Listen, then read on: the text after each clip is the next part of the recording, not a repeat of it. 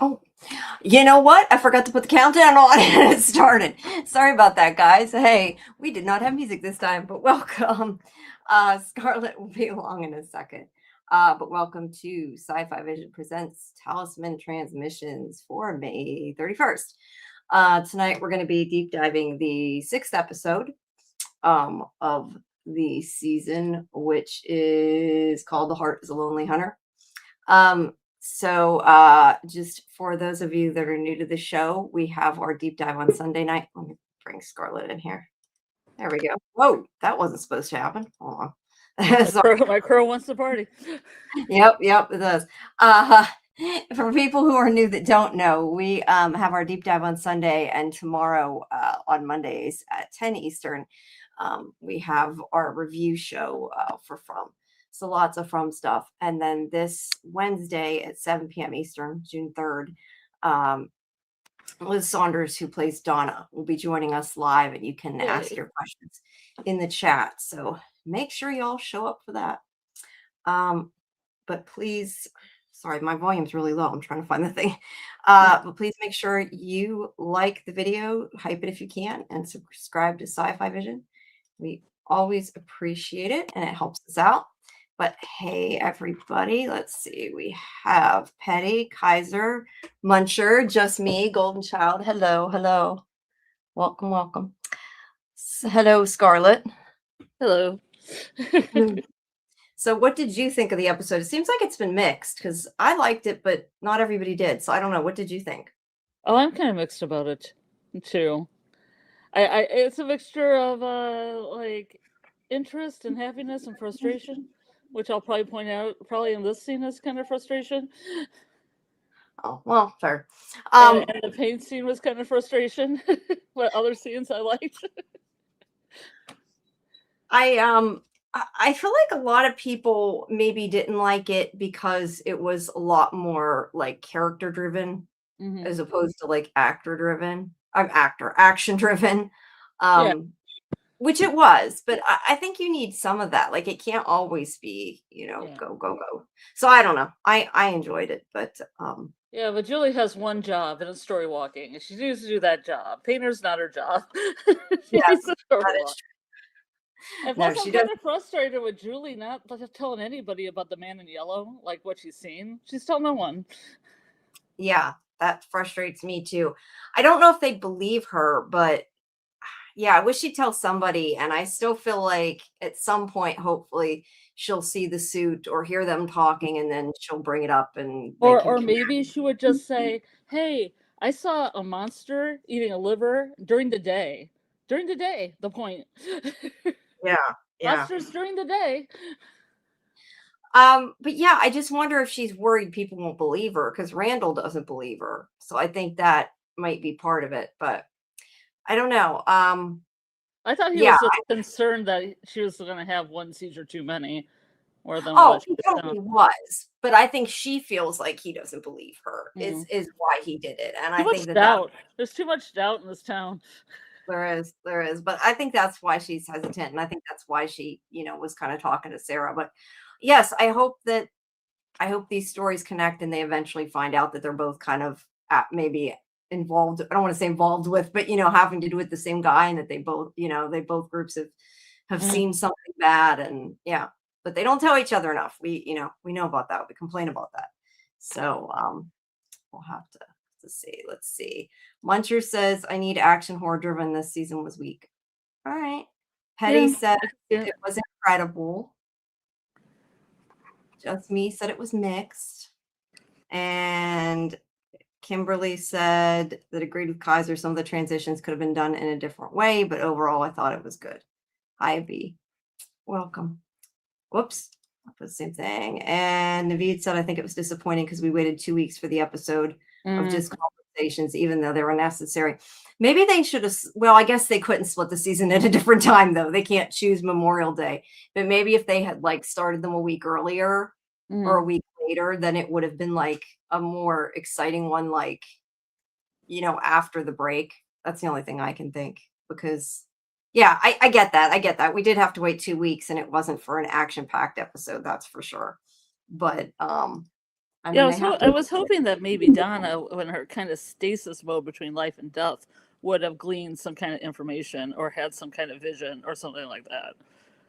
Yeah, I had not thought really about the fact until people started saying it that she could have actually died. Like, I don't know, I didn't connect the dots, and that makes a lot of sense. So I'm curious if we'll get something out of her once once she starts talking You know, about. there because like in Yellow Jackets, they had that like people were in between life and death and had you know seen Yeah. things. You know, Yeah, no, I could definitely see that. Especially because it did seem like the way that she did it, like she was going to be dead, and then Boyd screaming at her, and suddenly she's not. So I don't know. that's Like, mysterious. yeah, did he will her back? I don't know, Yeah. but yeah, I don't know. Maybe something did happen to her when she died. I don't know, but I guess we'll have to wait to see if she remembers anything, of what happened while she was not awake. Yeah. So, but I don't know. I still like the episode overall. Hmm. Destiny said I feel like Donna will cause something to happen since she died or have some sort of information. Yes. Definitely could happen. And I'm sorry, I am so bad at remembering who said what in watch parties when people say things, but somebody had suggested that maybe she has a nightmare that if she did die could come to life. Uh-oh. No, Which no. I had not thought of either. So that was definitely Yeah. not my idea, but I like the idea. I just don't remember who said it, so I'm sorry. But yeah. Muncher says homie Boyd performing miraculous resuscitation in Colony House. Boyd can raise the dead. Are you people not entertained? If he actually did, yeah. Then yeah. But I guess it depends if he did. There's for the people who equate Boyd with Jesus. Yeah. Miracles. That's true too. I hadn't thought of, although that imagery you get in a lot of shows, so it's hard to tell. Yeah. But yeah. So I guess I feel like we did get more with Jade's story, but not until like the end of the episode. And maybe that's part of the problem too, is it feels like none of the like more actiony parts of the story like moved Hmm. forward a whole lot, because we spent all of last episode him on his trip and figuring out what they had to do, and then this episode was like talking about what they had to do. They didn't actually do anything until like the last 5 minutes when Boyd finds the door, and then that was cool. But maybe the fact that it lasted till the very end, I don't know. Yeah, I don't know. Maybe we Actually, need if we more. get more into the scene, I'll probably go into more detail about it because it's just one of the things I don't like about From is that when people set somebody off on a quest or something, then they argue about what they found. Yeah. Well, at least they're talking, just not all together, I guess. Yeah, but it came to a good, positive ending, so that's Yeah. something. Yeah, I definitely like that. I do think this show is a little different though when you binge it compared to when you watch it and we're like waiting week by week. Yeah, Um, or 2 weeks. or 2 weeks. It makes it seem to take a lot longer. Yeah. Justin also said fears manifest in the forest, so maybe hope can manifest stuff too.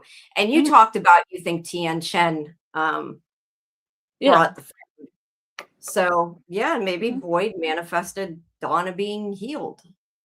Because they're I kind of concentrating on the negative because the negative's in their face, like the monsters are in their face. But maybe, especially if somebody, I mean, this is morbid, but especially if somebody dies and then thinks pleasant thoughts. Because I think Tian Chen might have thought pleasant thoughts about feeding people and making sure her son was okay when she passed yeah, away, even though she was being tortured and all that. That's what manifested with all the food and everything on the shore of the lake. yeah. I think And if that's she, and other people might be able to use that, Boyd might be able to use that. I think he's kind of using it here, you know. yeah.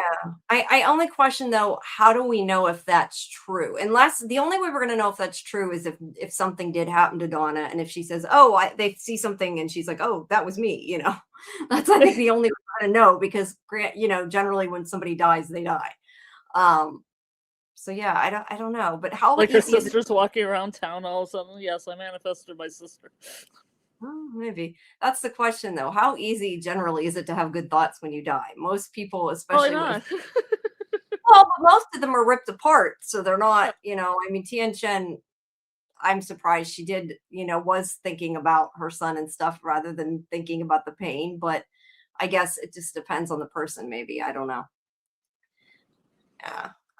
B says, I very much prefer binging, and I think I would be more invested in this season if I were binging. Waiting a week between episodes causes me to lose some interest. I know for others it's opposite.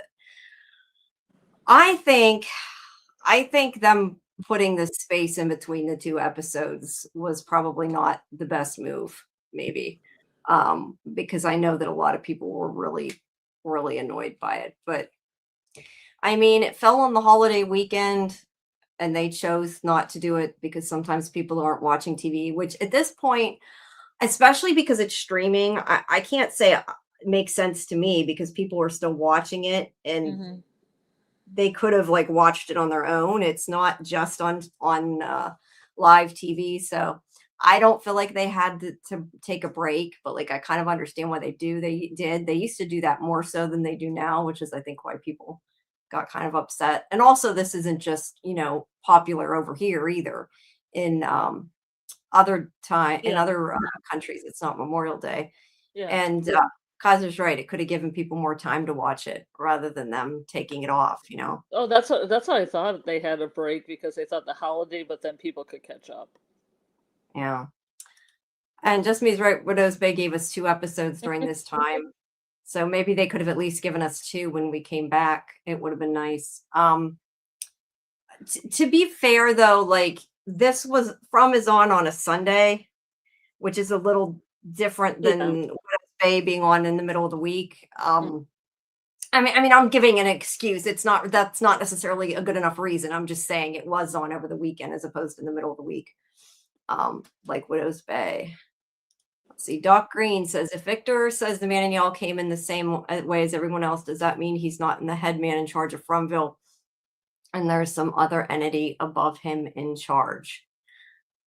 I don't know. How do you feel about that? To me, that doesn't mean that personally, just because I think that he was just either it is Yeah. his real self, which I don't know, or he was pretending to be somebody who looked like the man in black, just like he did Sophia. So I think it was probably Man in more of a Yellow. choice. So, It said Men in Black. or man in yellow. Sorry, Fine. just like I say But island. yeah, When like you're saying, there could be 2 paths here. It could be that he came in and he was human and then became a monster, or he was human and then the man in yellow did a Sophia'd him, the entity Sophia'd him.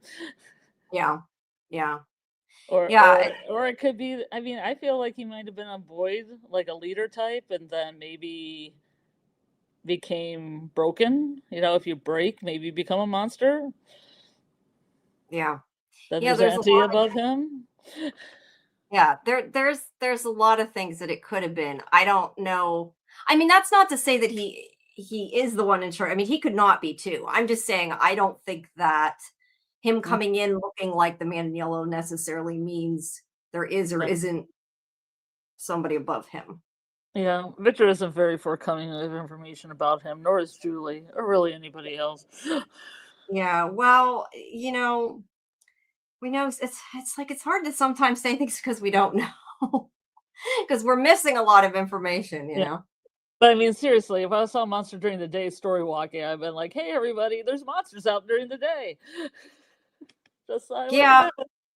no, I would too. I agree with you, but like I said before, they don't talk enough. Like they're finally starting to this season more so than they ever have, like Mhm. which I appreciate. But yeah, maybe they need to do it a little bit more than they are. They had a whole episode in the first season about people manifesting their nightmares, and now they act like they're just realizing it for the first time. That is a fair assessment.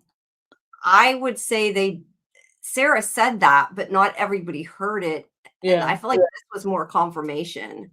Um, and yeah, B says they talked about it, but I don't think it felt real until this. I think this is more like this is what's, them confirming what happened more than anything. But there's a long conversation between Boyd and Jade here about them going down into the tunnels in order to try to get the bones of the children, which is where we left off last time. And basically, the idea is that Boyd thinks it's too dangerous, which Boyd tends to do. This is Yes. nothing new, but because he's always cautious. But I do like the fact that Jade kind of calls him out because he's like, we knew this was going to be something crazy, but like, why did you even have me do it if you weren't going to believe what I Yeah. saw anyway? So yes, I agreed with Jade in that point because a lot of this was like Boyd. I don't want to say Boyd was pushing him, but Boyd was on board with it. So like, why did they even take the time if they're not going to take anything he learned into account, right? That's why it's frustrating.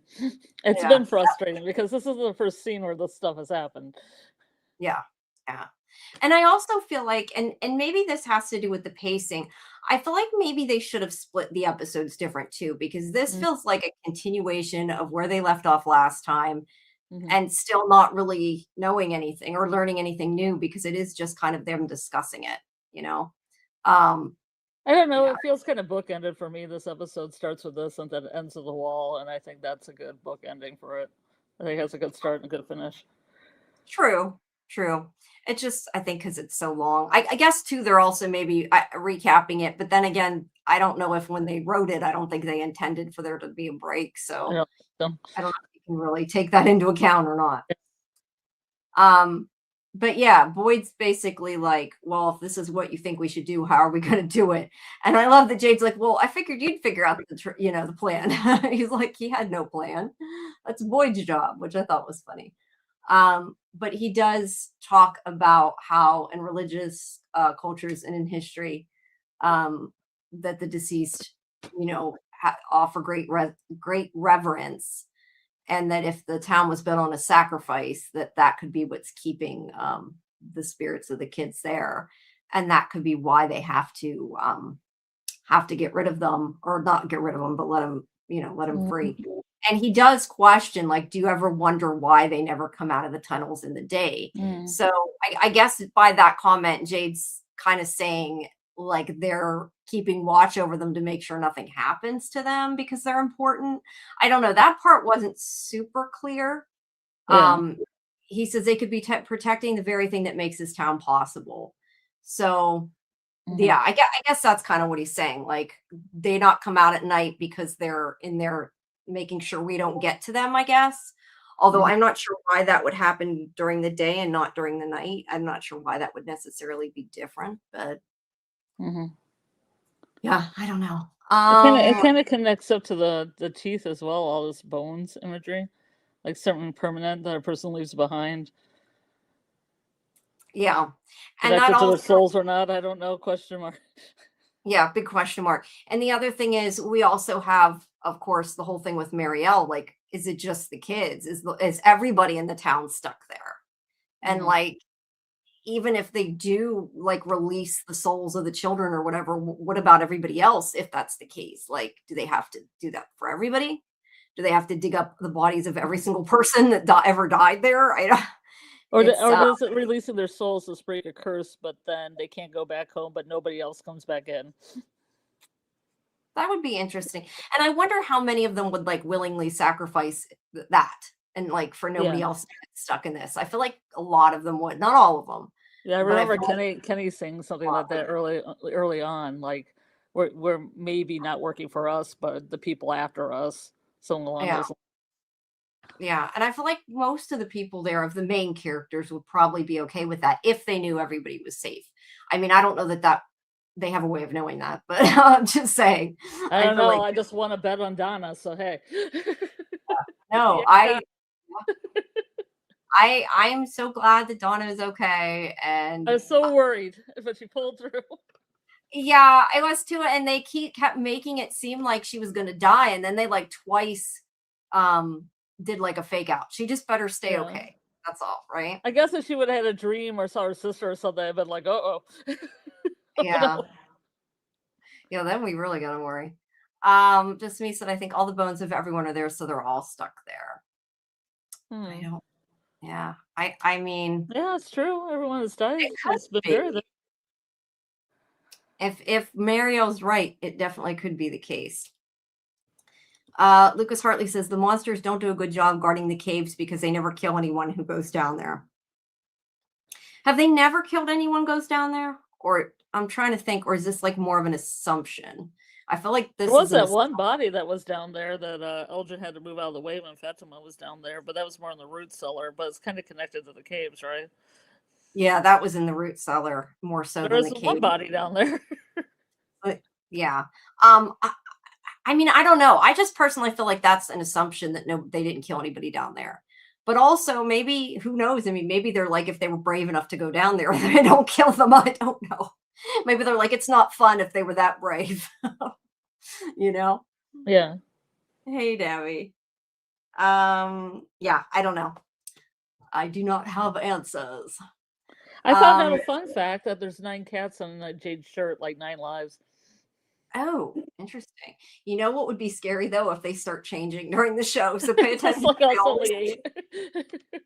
make sure it stays 9, right? Yeah. Um, yeah. It's funny when they wear. You wonder like obviously they don't wear the same. I mean, they wear clothes that look the same, but obviously like as actors, there's multiple versions of the same Yeah. clothes.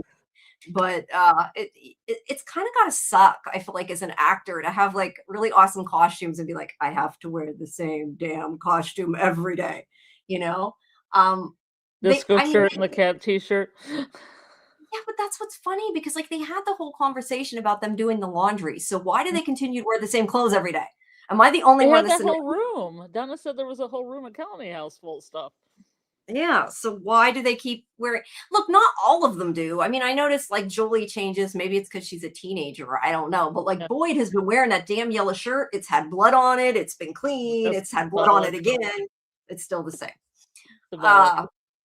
Yeah, yes, it's symbolic, but there are more than one kind of yellow shirt, right? Like, can't they give him a yellow t-shirt if they wanted to wear yellow? Just change it up a bit. That's all I'm saying. And his name means Jello, so there you go. No, Kate Tashby agrees with you. It's not lost on me. They're both wearing yellow. They are both wearing yellow. Jade doesn't often. I don't know. Does he often wear yellow? I feel like he Well, he has does. a disco shirt. He wears a disco shirt all the time. The one with the little flex in it that we call the disco shirt. Probably because of the collar. I don't know. I notice more the cat shirt than I do anything else. And yes, Petty, I agree. I notice yellow now more than anything. I'm noticing the yellow, not so much what they're wearing. I just know Boyd always has on that damn shirt though. Didn't Rick Grimes wear the same boots for like every season? Probably just me, but he also wasn't in a community the whole time where they have a room full of clothes and they're washing them. Although boots, I guess shoes you don't really wash like that the same. Yeah, but they're but it's good to sharing. have more. It's good to have more than one pair, though, just for Yeah, it is. But airing it out sake. yes, that too. But I mean, at least here they talk about sharing stuff as opposed to like The Walking Dead. They never do that. I think everybody just kind of keeps the clothes on their back. They probably stink really bad. Yeah, you know what? I don't think that now that I'm looking at this, I don't think this shirt's actually yellow. I think this shirt's more like It's kind of like a beige. Yeah, I think it's the lighting in Yeah, this. it's that because look at the lighting. Look how iodine the lighting looks like behind him. I like that iodine. Well, that's what they call them. They call them iodine lights. I've never heard that. That's interesting. But yeah, I think yeah, I don't think it's actually yellow. I think it's more of like a beige. Yeah. He also had the same pair of jeans with a bullet hole. They need to change seriously. All right. So they do say that, or Jade does say that the monsters could be protecting the bones so they don't go down there during the day. But again, why they would during the day and not during the night, I don't know. But he does say he expected Boyd to come up with the plan anyway. And I like I said, I get that Jade's like, you wanted me to do this. If you weren't going to listen, why? But I also get Boyd's point of view. He's kind of what he's telling him to do does sound like a suicide mission, and it was from his hallucinations. It's kind of hard to know what to what to believe. But Jade does say, I've never been in the basement of Colony House, which I guess we're taking his word for it. But I've never seen him. Have you? No, I didn't either. But I mean, Boyd doesn't question it, so I guess he just believes that. But he makes a good point. Like, I've never been down there. I've never seen this stuff. So if there is this secret door that I told you about, does that prove anything? And Boyd's like, yeah, sure. And I feel like it more proves it because it wasn't there and then they found it and like revealed it. You know what I mean? Because Yeah. otherwise it could have just been somebody mentioned it and he didn't realize it, or he was down there and forgot. I mean, there's like a myriad of things that he could have, happened to know about it, not even realizing it, like not doing it on purpose, but subconsciously. But the fact that the door was, well, they're not exactly bricks, rocked over, Yeah. I think that actually makes it mean more, in my opinion. And plus it gives Boyd character development that he's listening, Yeah, yeah. instead But of just also it was pretty fun though too to watch him smash the wall. I mean, that was a good yeah, scene. yeah, I do. Yeah, it was kind of akin to the Donna thing where like you die when I say you die. Yeah, he has a lot of yelling and swearing in this episode, that's for sure. Yeah. Um, why don't they just plan to go at night? The monsters leave the tunnels at night. Okay, that's a good point. I'm thinking, Unless they have a monster that stays there. I never see all of them together. Yeah, yeah, I agree with both of you. I don't know if we see them all at once. My other question is too, because we just had that other comment earlier. We haven't actually seen them kill somebody in the tunnels during the day. So I've also kind of wondered at times, and I don't know. I've just randomly wondered sometimes if they can't kill them during the day. Like maybe it's not that they can't go out during the day. Maybe they just can't kill them, so they choose not to for whatever reason. Um, because yeah, I would assume that it might be harder to run away from them at night, even in the tunnels. I don't know. But yes, if they're all outside, it does kind of seem like maybe that would be a good plan too. But these people don't tell each other what they know, so They the just have plan. to. They have to do something like almost like a comedy thing where they just dress up like the monsters and go down there, pretend they're monsters. Oh, you don't watch Walking Dead. I was gonna say almost like with Walking Dead when they cover themselves in blood and then they walk among the Oh, okay. among the dead. I meant disguise himself like a milkman, and like Boyd disguises himself like that professor or whatever. And they go down there. I kind of like that though. I wonder, you say that though. I want to know like if anybody dresses up as like these monsters for Halloween, because it'd be so funny and you would like no most people probably wouldn't know what the hell you're dressed up like, but it would be funny, I It'd think. be more cool to dress up like this. It'd be easier to dress up like Jade, especially you're like a dude. You just let your beard grow and then get the cat shirt. Yeah, that looks less like a costume though than at least like a milkman or something. But yeah, you're right. It'd be cool to Speaking just dress up like them, just to be like kind of more, just smiling and while you're walking around. Yeah, if I see anybody outside smiling like that and on Halloween, I'm gonna A, probably freak out, and then B, be like, can I take your picture? No, Just dressed up like a librarian or yeah, a no, waitress. I was gonna say though, that reminds me. I know that I met up with just me this weekend. We saw somebody who knew Yeah, about we talked to somebody who apparently liked From, so that was kind of funny. Like you never know who you're gonna meet, right? Like could yeah. be anywhere. We'll have to talk about Um, that later. I'm interested in your guys' meetup. yeah. Um, I didn't notice the pants, but I did see an interview about his boots. Boyd, you mean? Or you mean for No, The Walking Dead? Walking Dead, I think. For Walking Dead, okay. Lucas says monsters usually seem to be sleeping during the day, active at night. That's true too, and probably why they tend to go during the day. I know, just me.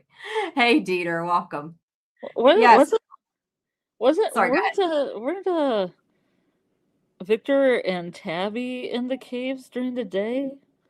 And they were sleeping down there, like the cheerleader monster was sleeping down there, and ahead. she was like, Victor, Victor, and I'm like, no, no, no, no.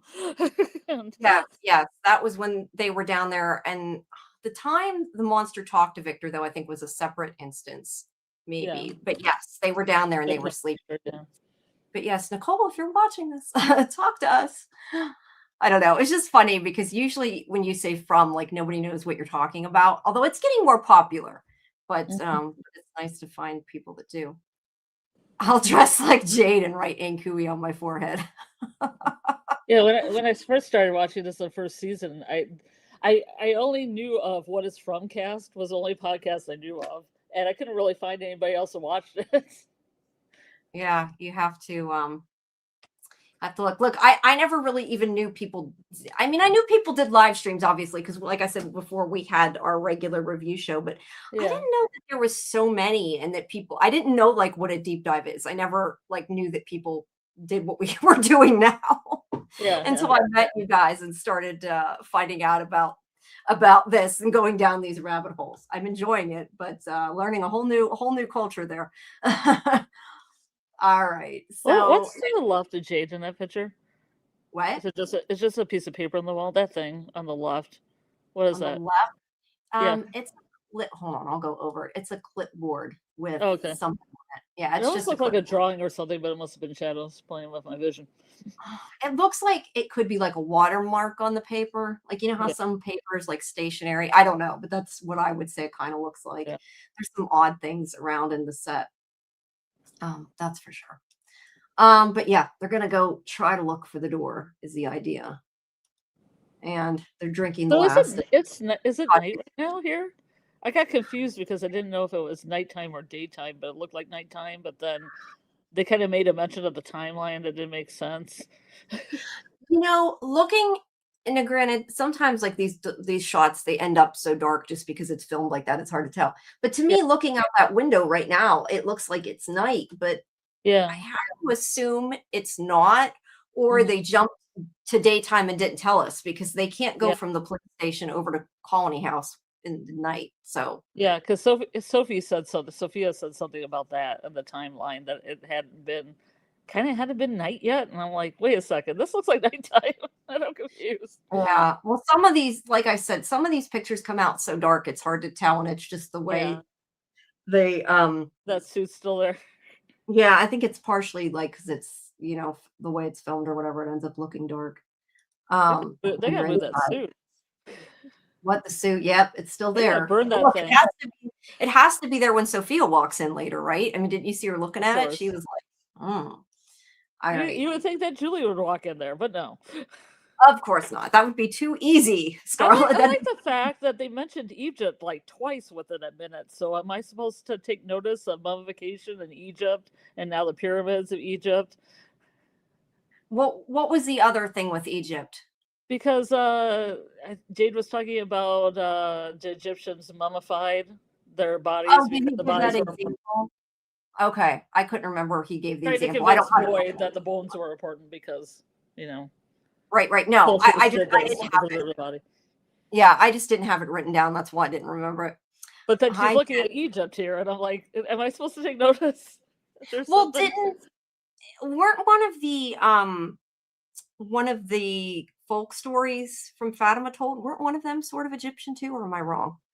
I could be wrong. Well, she is from the area of the Middle East, so there's a Yeah, lot of could be yeah. that. I don't lots of stuff from Egypt, but well, I don't know. I mean, we do I see found these pyramids.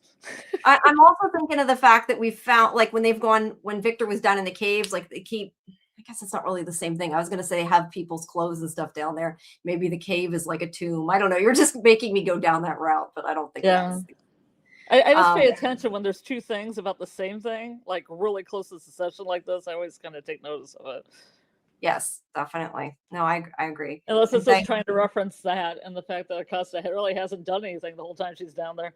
Really, I mean, I guess she's been putting stuff there. It looks like there's some order to the objects, but yes, she's done it. She's done some stuff. We just don't get to see it. Yes, thanks, Jen. Please, everybody, make sure you do hit the like on the video. I know a lot of times we don't, it seems like people forget to hit it.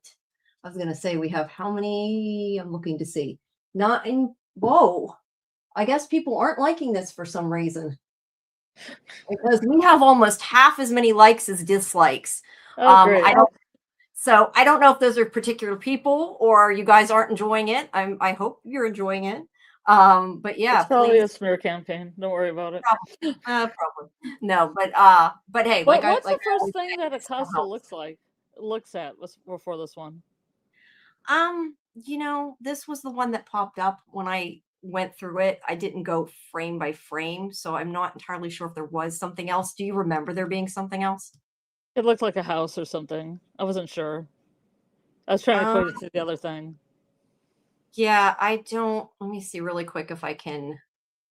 I don't know. This was like the first thing that popped up, but like I said, I didn't go frame by absolute frame. Hold on, let me. I found it in the screen. I'll let you know if there's something before that. There is. It is a mountain with a lake, maybe the Lake of Tears, maybe. It'll Interesting. pop up. Hold on, it should update in a second, and then I can show you. Come on, update the picture, you stupid thing. Oh, you can see how fast it is. Yeah. Let me try hitting refresh. Maybe that'll help. There it is. That was the first picture. Oh, yeah, Which it's now like that you said alpine. that, yeah, but maybe that's the Lake of Tears, right? I mean, that would make It sense. has those yellow flowers too. It looks a lot like the area that they're in because it have all those yellow flowers and Mm-hmm. Yeah, no, you're totally right. I don't know if that has significance, but I could see maybe it did, and that would be cool. Did you ever Uh, have a Viewmaster when you were a kid? I think I actually might have had like a newer version of one, but Mm, I know that my mom had one of the original ones because I yeah. remember looking at them, but I vaguely think I might have had one myself. The more I was thinking about it, but yeah, I take it you had a ViewMaster too then. Yeah, and I mean, I also have one that's kind of like one you sit on your nose. There's books out where they have three-dimensional pictures, like they have two side by side, and then you put the glasses on your nose and you can see them in depth. A lot of Victorian, like daguerreotypes and stuff like that, pictures. Yeah, yeah. It's fun. I I enjoy always it. thought it was cool. No, I always thought it was cool because it's almost like how they used to have, slides, like a slide projector. Hmm. They stopped doing. I mean, now Yeah, everything's and digital. it often was things like this, like different locales or factual information about different places or national parks or what have you. I mean, as Yeah. well as like, probably like your Care Bears, your like Spider-Man, Yeah, I know. Petty says had Spider-Man. I was trying to think. Yeah. I don't remember. I don't. I think mine might have been more like this. It was just some kind of like location. I don't remember anything particular. I just remember using it. Um, but uh, but I do like this, and I'm using my version that I put for my recap. So I cut out some of the quotes, but excuse me. She says something like, "How? Why was this fun back then?" And he said something about we do you remember what she said? I gotta We get out didn't my have old. phones, which confused the crap out of me because I was like, Boyd, you did have a phone. But I remember, then I thought, okay, it's cell phones because it was Yeah, like not a phone. I was like, Boyd's not that old. He did have a phone, right? yeah, I think he meant, I definitely think he meant cell phone, not regular phone. That's right. But she says something like social media from the 90s or something like that, doesn't From she? the Stone Age. From the Stone Age. Okay. Yeah, social media. It's like social media from the Stone Age. This is also when Jade starts asking like what they're doing down there because Boyd tells them that he wants to build a narrative who came before them, see if they missed anything.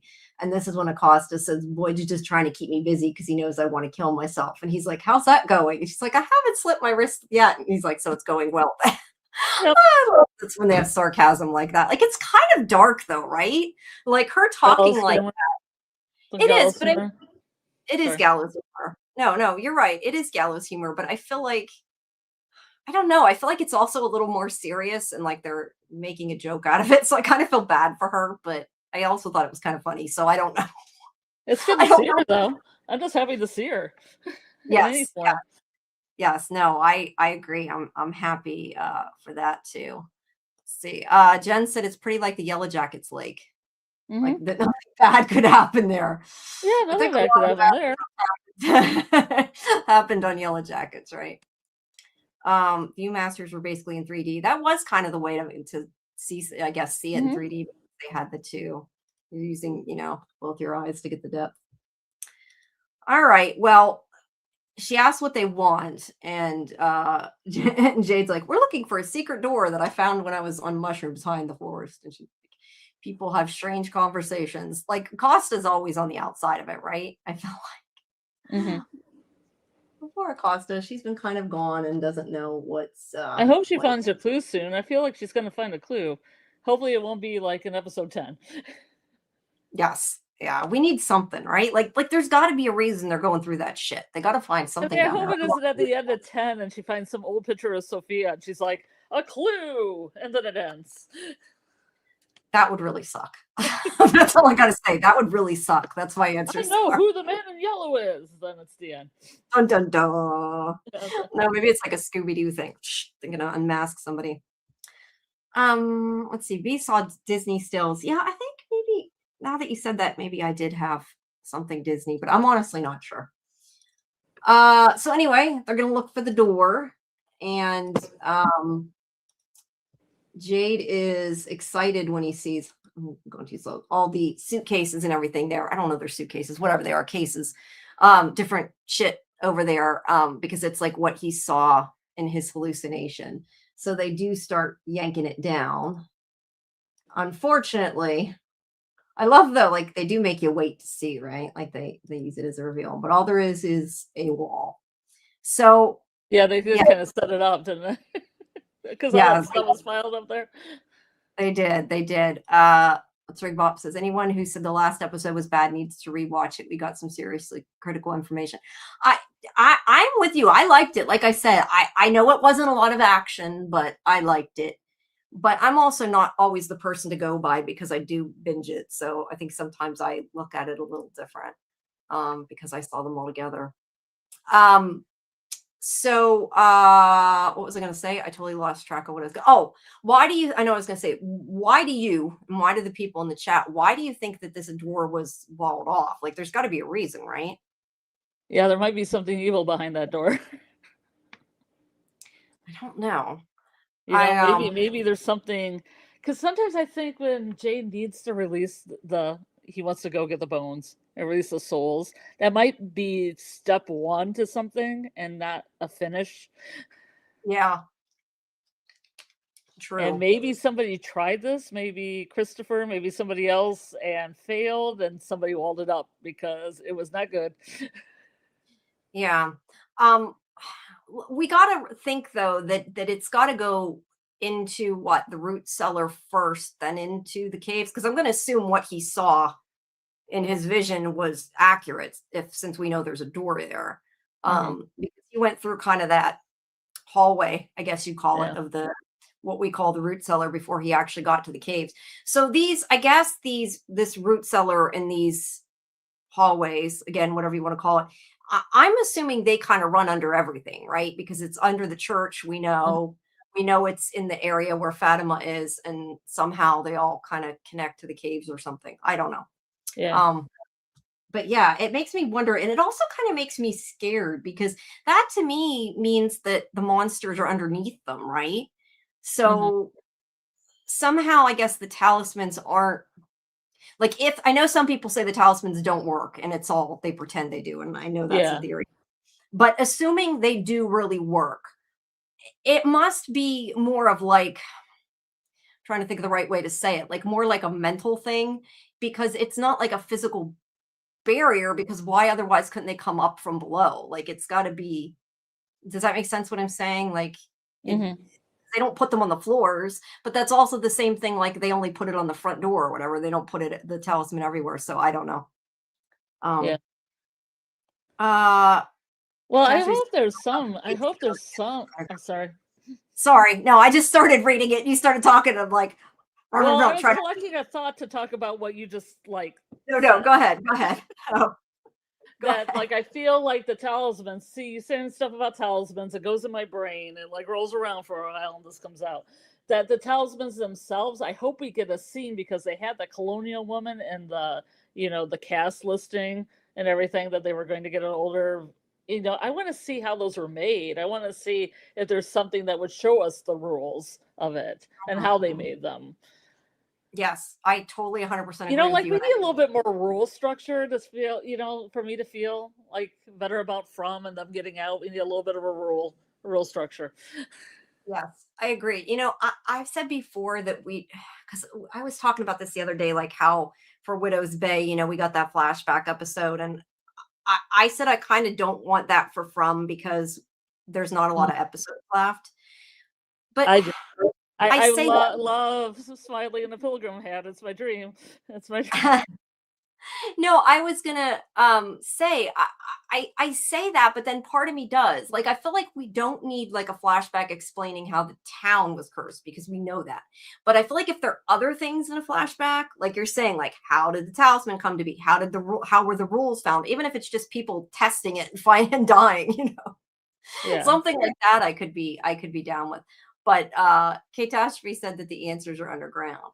Maybe. Mm. Well, definitely the caves are underground. I don't know about answers, but I guess we'll have to see. But yeah, Bill says, yep, they're underneath them.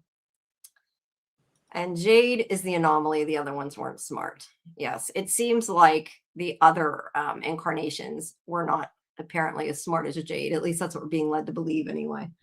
Um, but yeah, either way, they hid the door. So my question is, if they hid the door, like, is unearthing the door a bad thing? Would be my biggest question. Like it was that wall might be there for a reason, guys. I mean, I'm sure we'll find out this later. Yeah. What's behind it? Yeah. Thank you, Thanks. Jen. I appreciate it. Thank you so much. Sarah and Julie are crap painters. Yeah, that's why Well, Julie has to do her main job, which is story walking, not yes, painting. I agree. We want Julie to story walk, not paint. No, I I like that appreciate it. they're painting a heliotrope too, which made me think of Yellow Jackets. Yeah.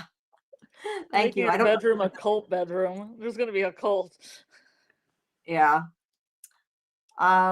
Let's see. I believe the Lake of Tears is actually a fountain with a crying angel statue somewhere underground. Mm, Ooh, that could be interesting. that'd That be could be cool. Yeah, I like that.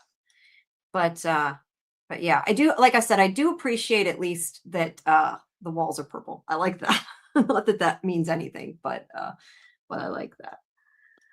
All right. So Jade and him are still arguing. And yeah, Boyd is not happy at all because he found, he think that he would have, I guess, appreciated the door that they found it. He said that that would make him maybe listen, but um it doesn't really. He just gets mad again and he's like, it's too dangerous, right? He's because Jade does make the point of saying maybe the door is a metaphor. I'm curious though why he said that.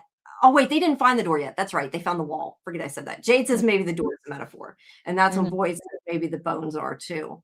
I feel like Jade saying that was kind of like, why would you say that when Boyd's already not believing you, right? Yeah, it's getting rubbed up. You're giving them ideas there. But no, yeah, I mean, the idea is that it's risky. I get both sides of it. I feel like I don't know. Are you Team Jade or Team Boyd here? Because I get Boyd's like, this is too dangerous. Why is it okay for any amount of people to die? Mm-hmm. But Jade's like, yeah, but we'll never get home if we don't try, and they're gonna die Mm-hmm. anyway. It's kind of what he says. So I don't know. What do you think? Do you think it's they should Probably try a or little not? bit more probably a little bit more on Team Jade's side, just because Boyd seemed to be there the whole time Jade was doing the mushrooms. He was going to find an answer. Now they got to go, be thorough with the answer. And he didn't let Kenny burn up the caves, and that was another plan that he was like, "Don't do that." And Yeah. I mean, they got to choose a plan. They got to choose a treacher, a pathway. Yeah. No, they do. But that's why though I kind of part of me is like, but you know what? Boyd has kept the majority of the people safe by being too hesitant. But I guess it comes down to, are you willing to live like that is the other question. Like Yeah, maybe they should have a town meeting and be like, okay, do you think it's worth the risk? Not that they'll do that, but they should maybe. mm-hmm. Because I feel like a lot of people will be like, yeah, it's better than living in this fear all the time. At least that's how I would feel anyway. Mm-hmm. Yeah, Let's see. Bop has a point. Maybe crushed past Jade could be in the tunnel. I didn't think about that. He's in the root cellar, but if it's connected to the tunnel, I guess it could have been like maybe during that they went into the tunnel and the, is he permanently in there, or is that this hallucination that Jade had? oh, it was a hallucination. That's true. Yeah, I don't know. Um, I that mean, are was the bodies of these past Jades somewhere that they can find? they've got to be somewhere, but I feel like they would be bones, right? Yeah. He's like, they could be walled up. They could be. But this also makes me question, do you remember when they found that body, not found, but when they showed that body in the root cellar that Elgin moved? Remember we did Yeah. a whole dive on that, and I remember, like, it had a blue and white shirt that looked similar to Jade's. It wasn't exact, but it was Yeah. similar. And Mhm. I'm thinking about it now, and I'm thinking that actually totally makes sense, regardless of whether it was in the tunnels or it was moved or it was somewhere else. We know that there's other versions of Jade that died, that was Yeah. murdered, whatever. It actually Mhm. kinda makes sense that it was down there, Yeah. that they find, It could their be his Christopher. There's theories it's Christopher's body. hmm, maybe. I don't remember how decayed it was. I don't know if that would make a huge difference, but, Yeah. let's see. Bob says, "Talisman only work because Boyd believes they do. Boyd's faith creates new roles in the game." Excuse me, in my opinion. I mean, we kinda talked about this earlier, if they can will good things into being. I Mhm. guess that's the question, but I never really thought about that. Yeah, maybe the talisman are only real because they say they are. But it also goes back to, like you said, we need more rules, like, to Yeah. know what they can and what they can't do. AlphaFold says, "I wish Acosta finds out a wardrobe in the basement like Narnia movies towards the finale, but the nightmare follows them in the real world." That could be kind of cool, though. I kind of like that idea. I don't know that it's going to happen, but I kind of like that idea. That would be Yeah. Yeah. crazy. That'd be Mhm. creepy. All right, I am taking way too long to get through one scene. Sorry. Well, that's fine. Um, We got time. yeah. Okay, so yeah, Boyd is This getting kind of escalated quickly. it did. As much as I say I kind of agree with some of what Boyd said, and I can understand it, I think he got way too mad. Like Mhm. he is like he's breaking. We've said that before, but I mean he's Mhm. totally he got way too violent, way too fast, in my opinion. He had no Mhm. reason to get that mad. Jade's only trying to help. Whether Jade's right or not, Jade is trying to help. Mhm. Um, so yeah, I kind of wanted Kenny to say something to him, like, Yeah, what I is didn't up? know why Kenny didn't say anything. And then there's some people that walk right into the room after, like they've been kind of waiting for it to stop instead of like interacting with it. Yeah, I know. There was another random woman in there. I forgot to try to get a Yeah, picture, there's but I two people remember. that walked in. Yeah, and I was like, Yeah. why everybody hears this, right? I mean, the walls of Kelly House probably aren't that thick. Well, then again, they're in Colony House. They might be busy doing other things. Who Yeah. knows? They're busy getting high and whatever else. What? Okay, let's see. Breaking Boyd. The show needed Boyd to overreact to explain the return of Ghost Khatri. Mhm. Maybe that's a good point. I feel that like that's another one of the questions. Like I wish we had like a blanket answer to. Like, is that Khatri? Is that his conscious? Is that something else? I don't think it's anything we're going to get an answer to anytime soon, but it's one of those things where it's like we don't even know if we can trust it, you know? So Yeah. I don't know hard to tell. What the heck is that? I just now noticed that machine. What is that? It's the soda machine. They had that Creamon's Cola or whatever. That's very popular. It's a soda machine. Oh, It's I bottles, never. like a glass bottle soda machine. Oh, okay. I just never noticed it there before. Oh So I'm yeah, like, oh, interesting. because Yeah, they had that Creamon's Cola and everybody like deep dived on that forever. yeah. No, you must have done that on the other show because I did not. I do not remember anything about that, unless that's Yeah, that one thing it out. was just general theorizing because people were looking at the brand and like like they match it up with things in history, names in history, Yeah. significance. Interesting. It's interesting though that it's like in the middle of the house. Like, why not move it outside, right? But I guess it's a plant. Well, A they have plant. two fridges too, which is interesting. But I guess they have a lot of people in there, a lot of people to feed. Yeah. Yeah. Well, I didn't think it might be cold. I guess I don't know. Yeah, I guess it would have to be cold, but you'd have to probably keep filling it with ice or something. I also Yeah, question I don't like, know do if they they have? use it. I don't know if it works. Yeah. Well, because you'd have to have like keys to open it and stuff. I would think. So I don't know. All right. So he goes out with Kenny, and this is where they have a little bit of a conversation. Now, I did want to ask you how you felt about this because I I don't know that they should have skipped this conversation. It's very clear from what Kenny says that Boyd, at some point during this conversation, tells him about the reincarnation because Kenny makes a comment about it. Mm, And it was definitely a way to let us know that. hmm But I kind of like, we don't get enough of them talking to each other. I kind of hate that they cut it. I feel like if they were gonna cut a conversation that was like that, I would have rather them later cut part of like Tabitha talking about the nightmares because we heard that last episode and we already Mhm. know that. Where this was like a new conversation. I don't know. Do you feel like that or did it not bother you? I kind of like thought the point of this thing too was to have Kenny make Boyd laugh a little bit so he got more stabilized. Yeah, Because he I didn't talks think to say, "Oh, remember when I said that one thing?" And Boyd kind of cracks a smile a little bit, and I'm thinking that Kenny's just like, easing him back down to a good level. yeah. It is kind of though was a little dark though to me because he Yeah, says something like, "Do you remember when the worst thing, the good old days when we used to count the yeah. nights nothing bad would happen?" And I was thinking, you do realize the last person that was murdered other than Jim was like your mother. And I'm thinking, at least I think so, Well, wasn't it? sometimes you gotta think and celebrate good times. Come on. I guess so. Um, but yeah, that's what that is about. And also he's kind of like apologizing. Oh, I didn't, I'm sorry I didn't tell you. But they talk a little bit about what Jade said. And Kenny asked him, and maybe this is the point too to make Boyd think it through because Kenny says, like, do you believe it? And he's like, well, if all this other shit hadn't happened, I would have said no, but now I don't know what to say. Um, so yeah.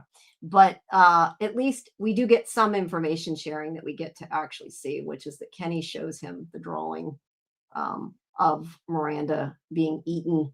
And now Boyd is in on that story. Again, Julie could have even just seen a drawing. It would help, right? That would be Yeah. enough, in Or my walk opinion. into that office and see that suit, or just like say, Yeah. walk into the office and be like, "Hey, there's a monster out during the well, that's a suit." Yeah. It doesn't need anything more than that. I Yeah. agree. We got some differing opinions here. Petty says Jade was out of line. Mm.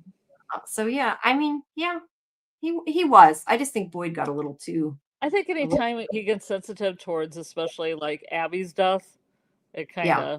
of brings up probably his like insecurities, you know, Mhm.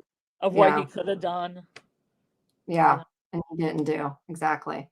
Lucas says there's a few times this episode when Kenny just stood there quietly with nothing to say. I feel like that's been this season. They have not given Kenny enough to do. Period. Um, okay, let's see. Can he trust Boyd? That's all we need to know.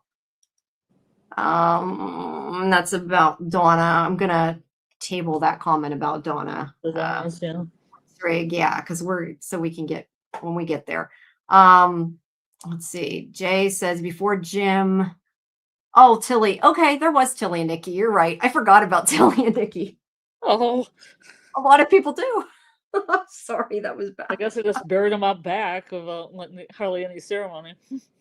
No, you're right. I did forget about Tilly and Nikki, but I guess they were to me a little less important than Kenny's mom, Oh, I so I thought you were forgot. just bringing it up because that would mean something to him, more than Tilly and Nikki's does would be his mom. Yeah, but I was thinking that was the last death since Jim. I guess it was the last big death. Like Tilly also wasn't a monster. Tilly was Fatima, so it was a little different. Well, Nikki wasn't a monster either. Nikki was killed by Acosta. So I go back to what I said. I feel like his mother was the last big monster death, um, Mm. other than Jim. So Mm-hmm. all right. So anyway, they look up. Victor is on the roof, and they try to talk to him.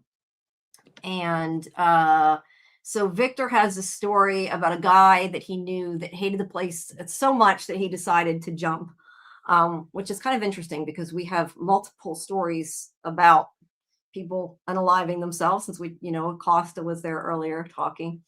But he talks about how he jumped and it took him days for the guy to die. That he just made things worse. So yeah, jumping off a roof is probably not the best way because that's not a very high building. Mm-hmm. But yeah, so the person that did it Yeah, suffered, Ellis jumped off of that pretty high up too and broke his leg. and all he did was broke his leg. Yeah. Yeah, Um, but if you could just broke enough of your body and then just died horribly over 2 days. yeah. Well, they didn't have Christy then either, so maybe that Yeah. made a difference. But either way, in all seriousness, though, I mean, that part isn't funny that somebody was so scared all the time they just decided they were going to stop. But it made it worse for them. And it's actually, I think, a really, like I said, it's a dark thing there that he saw. But I also kind of feel like it was also Victor saying, like, I'm not gonna do that. Like, why would I do that, right? Because I think Yeah. Boyd's kind of scared because he's on the roof, and Victor's kind of like, no, that's awful. I don't know that he meant it that way, but I think it showed that he had no intention of that. Um, but Boyd asks him about the man in the suit, if there's anything else he can remember, and he does say that he'll try. So they take him back in the house so they can talk. And the three of them go in, but we don't see that yet because first we go to Julie and Sarah.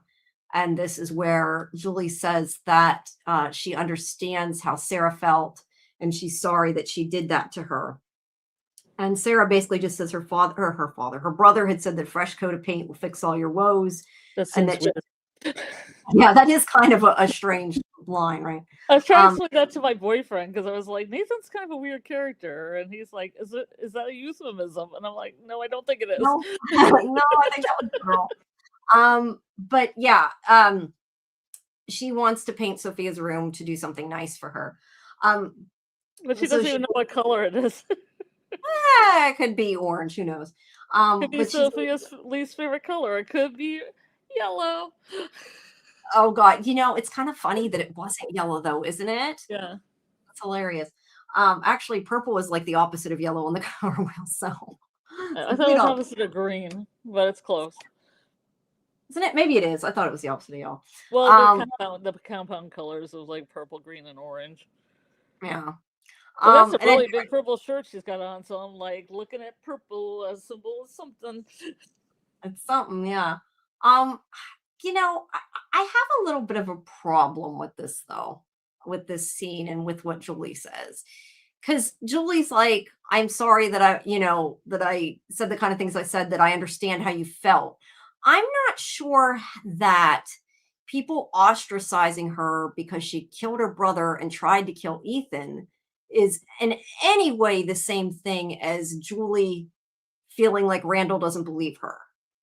So I kind of have a problem with her. Like, I get what she's saying. Her reasoning. Yeah, I mean, I get what she's saying. She's like, nobody believed you, just like nobody believes me, is kind of, I guess, the connection there. But to me, it's nowhere near the same thing. And yeah, Julie hasn't been ostracized for what she's done. Yeah, so this scene to me didn't work as well for that reason. That being said, I do really like the scenes of the two of them in this episode. Yeah, I think the actresses are great together. Yeah. Yeah, they are. We don't very much see it, so I did appreciate that, and at least we got something with Julie, even if it wasn't very much. And so like Sarah, even though there wasn't very much of Sarah either. Same thing. I was like, girl, no, especially because he tried to kill your little brother. That's it is not. I agree with you. She's like, grab a brush and help me paint, okay? Yeah, come help me paint the room. How many people have you killed? Lucas says Kenny can barely end the season. I want to hear more from him. I don't understand why Kenny hasn't been. And I think I notice it more because of that whole thing he did on Instagram, like where he was upset. And I know it wasn't real, but where he was upset because he wasn't in the trailer. And yeah, he's not been in enough, man. Put more Kenny in. That's all I got to say is put more Kenny in. I feel like the town and the creators completely forgot about Tilly. I agree with you 100%. Except for Kenny talking about questioning people about her death. That was about it.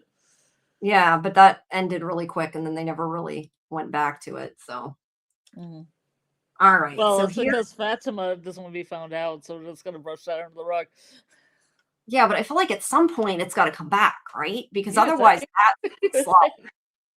If they don't, I feel like that's a sloppy loose end because that's important.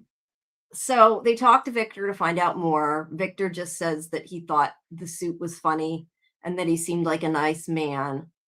Boyd asked if he came alone. He says he thinks so. I'm not sure if that's significant unless he came with someone like how Sophia didn't really come with, that's the only thing I can connect that with. And they ask him about what kind of car, and he just says it was big and brown. And yes, he took it into the woods because he didn't want to see it. but he does not want to talk about it. I did really appreciate in this scene that Boyd's like, I'm not going to force you to do anything you don't want to do. Because usually Boyd pushes and like poor Victor, right? Like, I think that him saying he wasn't going to push him is probably the best thing he could have done because he might help them later. But yeah, I appreciated that he knows that Victor can't just be, made to do it. So I did appreciate that. All right. So we also see some drawings here. Hey, RC0, I still know how to say that. I do want to point out some of the drawings here.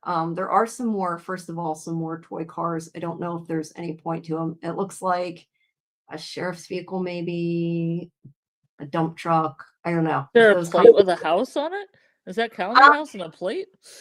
Yeah, it's Colony's house. Somebody was asking, I saw it, I think it was on Facebook, like what the black was. What does that mean? And I thought don't. It was a plate. No, I think it is. I think it might be, but it looks like it's got black painted all around the edge. Oh. So I'm not sure what it is, but it looks ominous.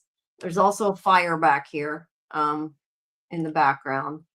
And then we also see a Lake of Tears picture. Now, there's this other picture I thought was the Lake of Tears picture. Now I'm noticing it isn't. And they show it better later. It looks like drops of blood. Like it's like red droplets.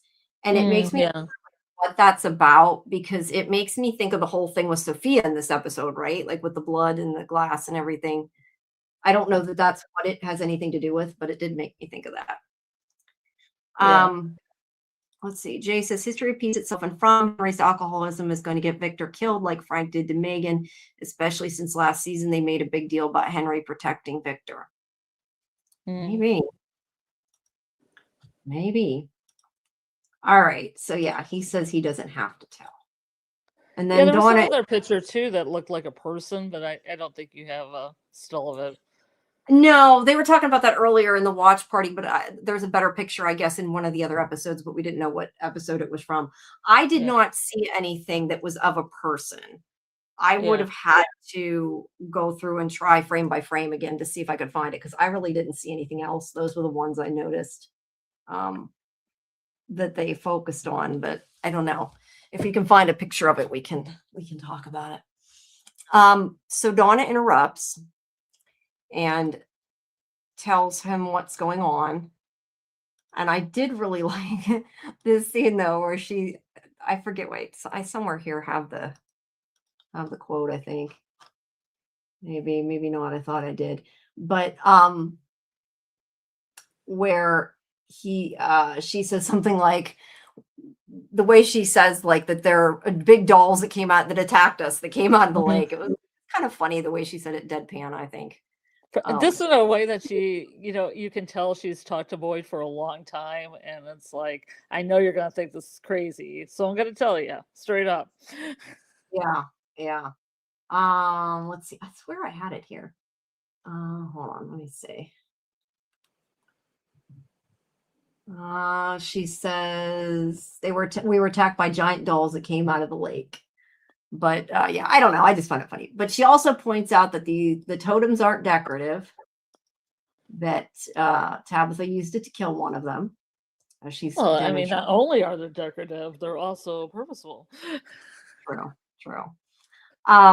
But like yeah, she said like this.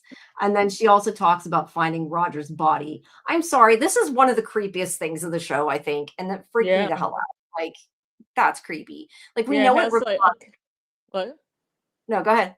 Oh, it looks kind of like Randall on the one side, like like kind of doing the same thing, kind of Randall him up a little bit.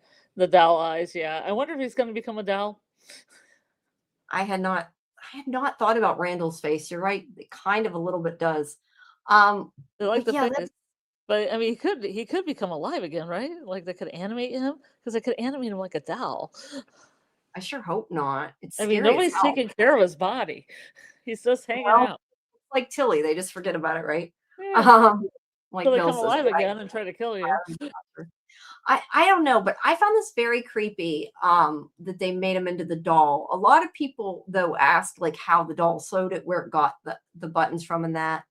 And That is a good question. I don't know that it's really important, but I don't know. It just freaked me out. That's all I really got to say is it freaked me out. So then we have more about the golem, which that is a weird looking sculpture. I'm sorry. I know. I kind of laughed a little when I saw it. I know. It's like, yeah, Hey there. it's a little out of proportion there.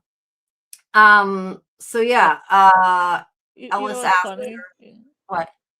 Oh, okay. My boyfriend doesn't watch From, and then when I mentioned this and showed him this, he was like, "So if Donna's like in a coma, he didn't know she came to."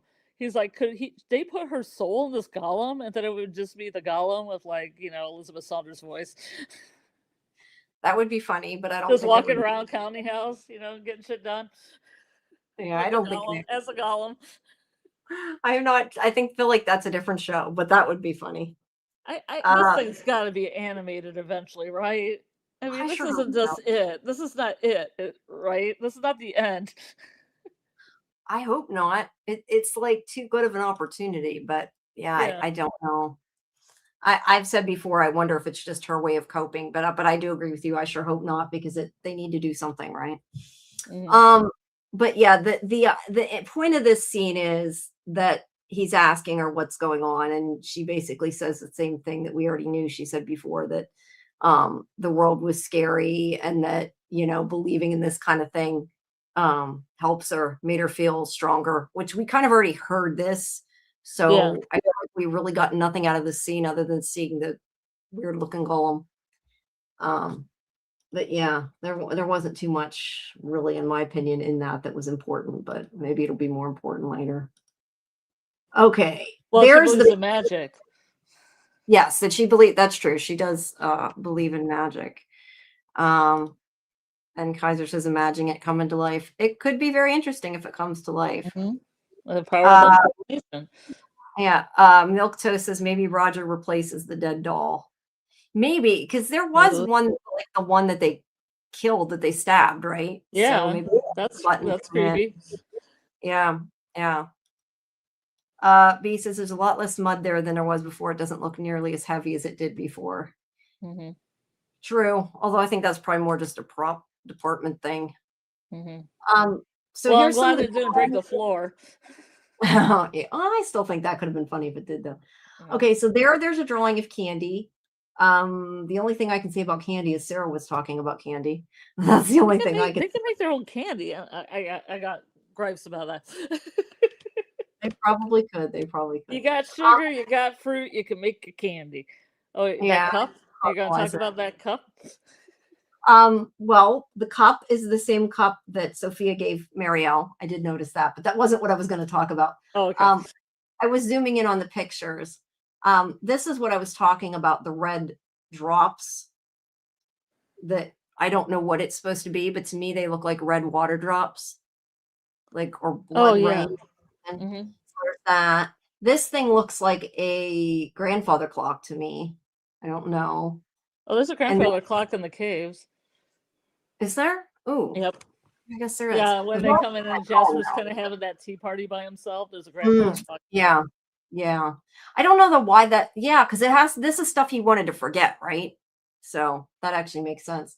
Yeah. Um, he's drawing a car and there's a brown crayon. So my guess is he's drawing the brown car to forget about it. Mhm. Um, Yeah. is this the picture you were asking me about? I Yeah, think the that picture. creepy thing. Yeah, exactly that. Um, I mean, it could be something with a stitched mouth. It's kind of hard to tell from Yeah, that it's picture. blurry, yeah. It's upside down.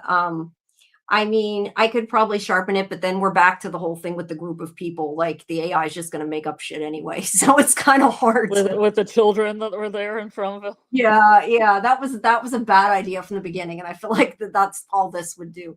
Yeah. But yeah, we really can't tell. But I will later see if we can get a closer, sharper picture. Um, I didn't have the gripes about them not making gummies, but Tien Chen made pancakes. She could have made donuts. You're right. She could have. Yes, that's what I'm saying. Need better food, right? If Tabby killed one of the dolls, they had to replace it, similar to Smiley. Maybe. Interesting. Creepy, but maybe. That is interesting. Everything rejuvenates. People like reincarnate. Everything rejuvenates. It does. But to latch onto what you said though, like why not at least make some things that are like special for special occasions, right? Like you don't Mhm. even see them making like a birthday cake. They couldn't have made a birthday cake when it was Fatima's whatever it was anniversary for being there. Yeah, Because that I was mean, that was her they have birthday, but pancakes, they have syrup, they can make maple syrup candies. they could make a lot of things like How candies about a and donuts. cosmic bar? Has anybody eaten that cosmic bar yet? I don't know, but how many years old is that chocolate bar? Do you really want Oh, to eat a chocolate bar? chocolate's timeless. I don't know. I don't know that I would want to eat chocolate Mm. that old.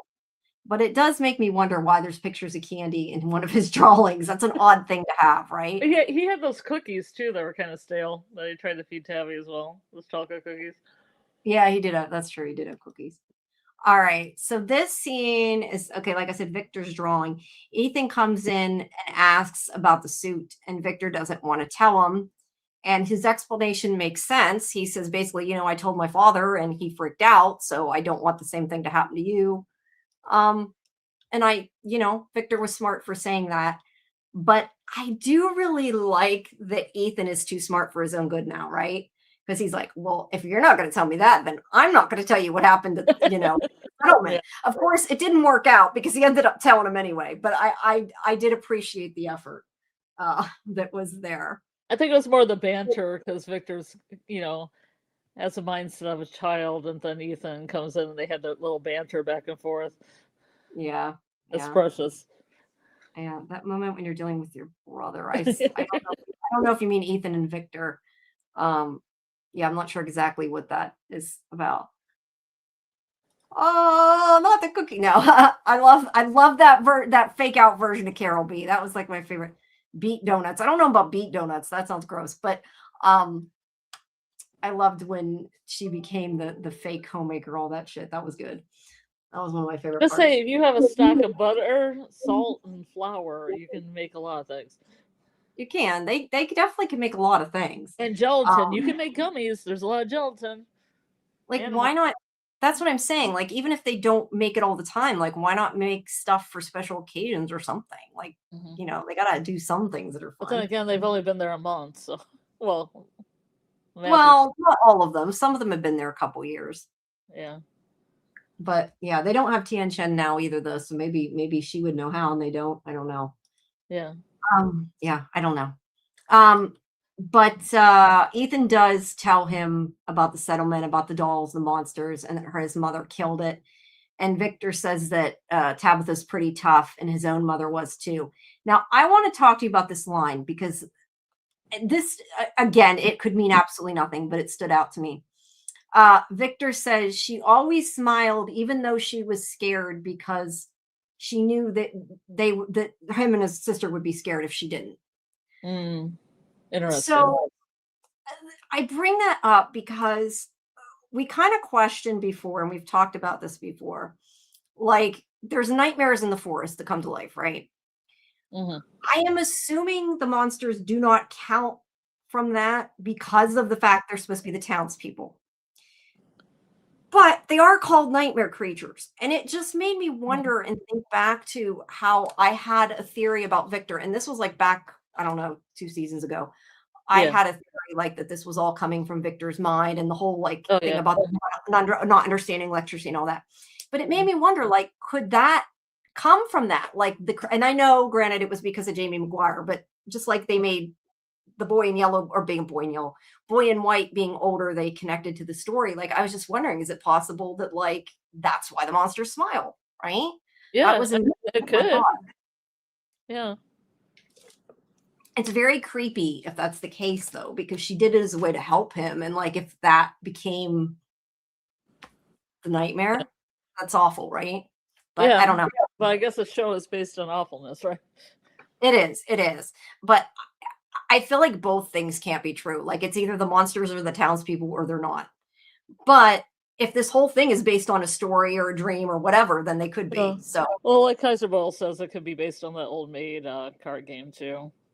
yeah, I Which definitely both Miranda and Victor would know because it was Victor's room, and they probably yeah. played it.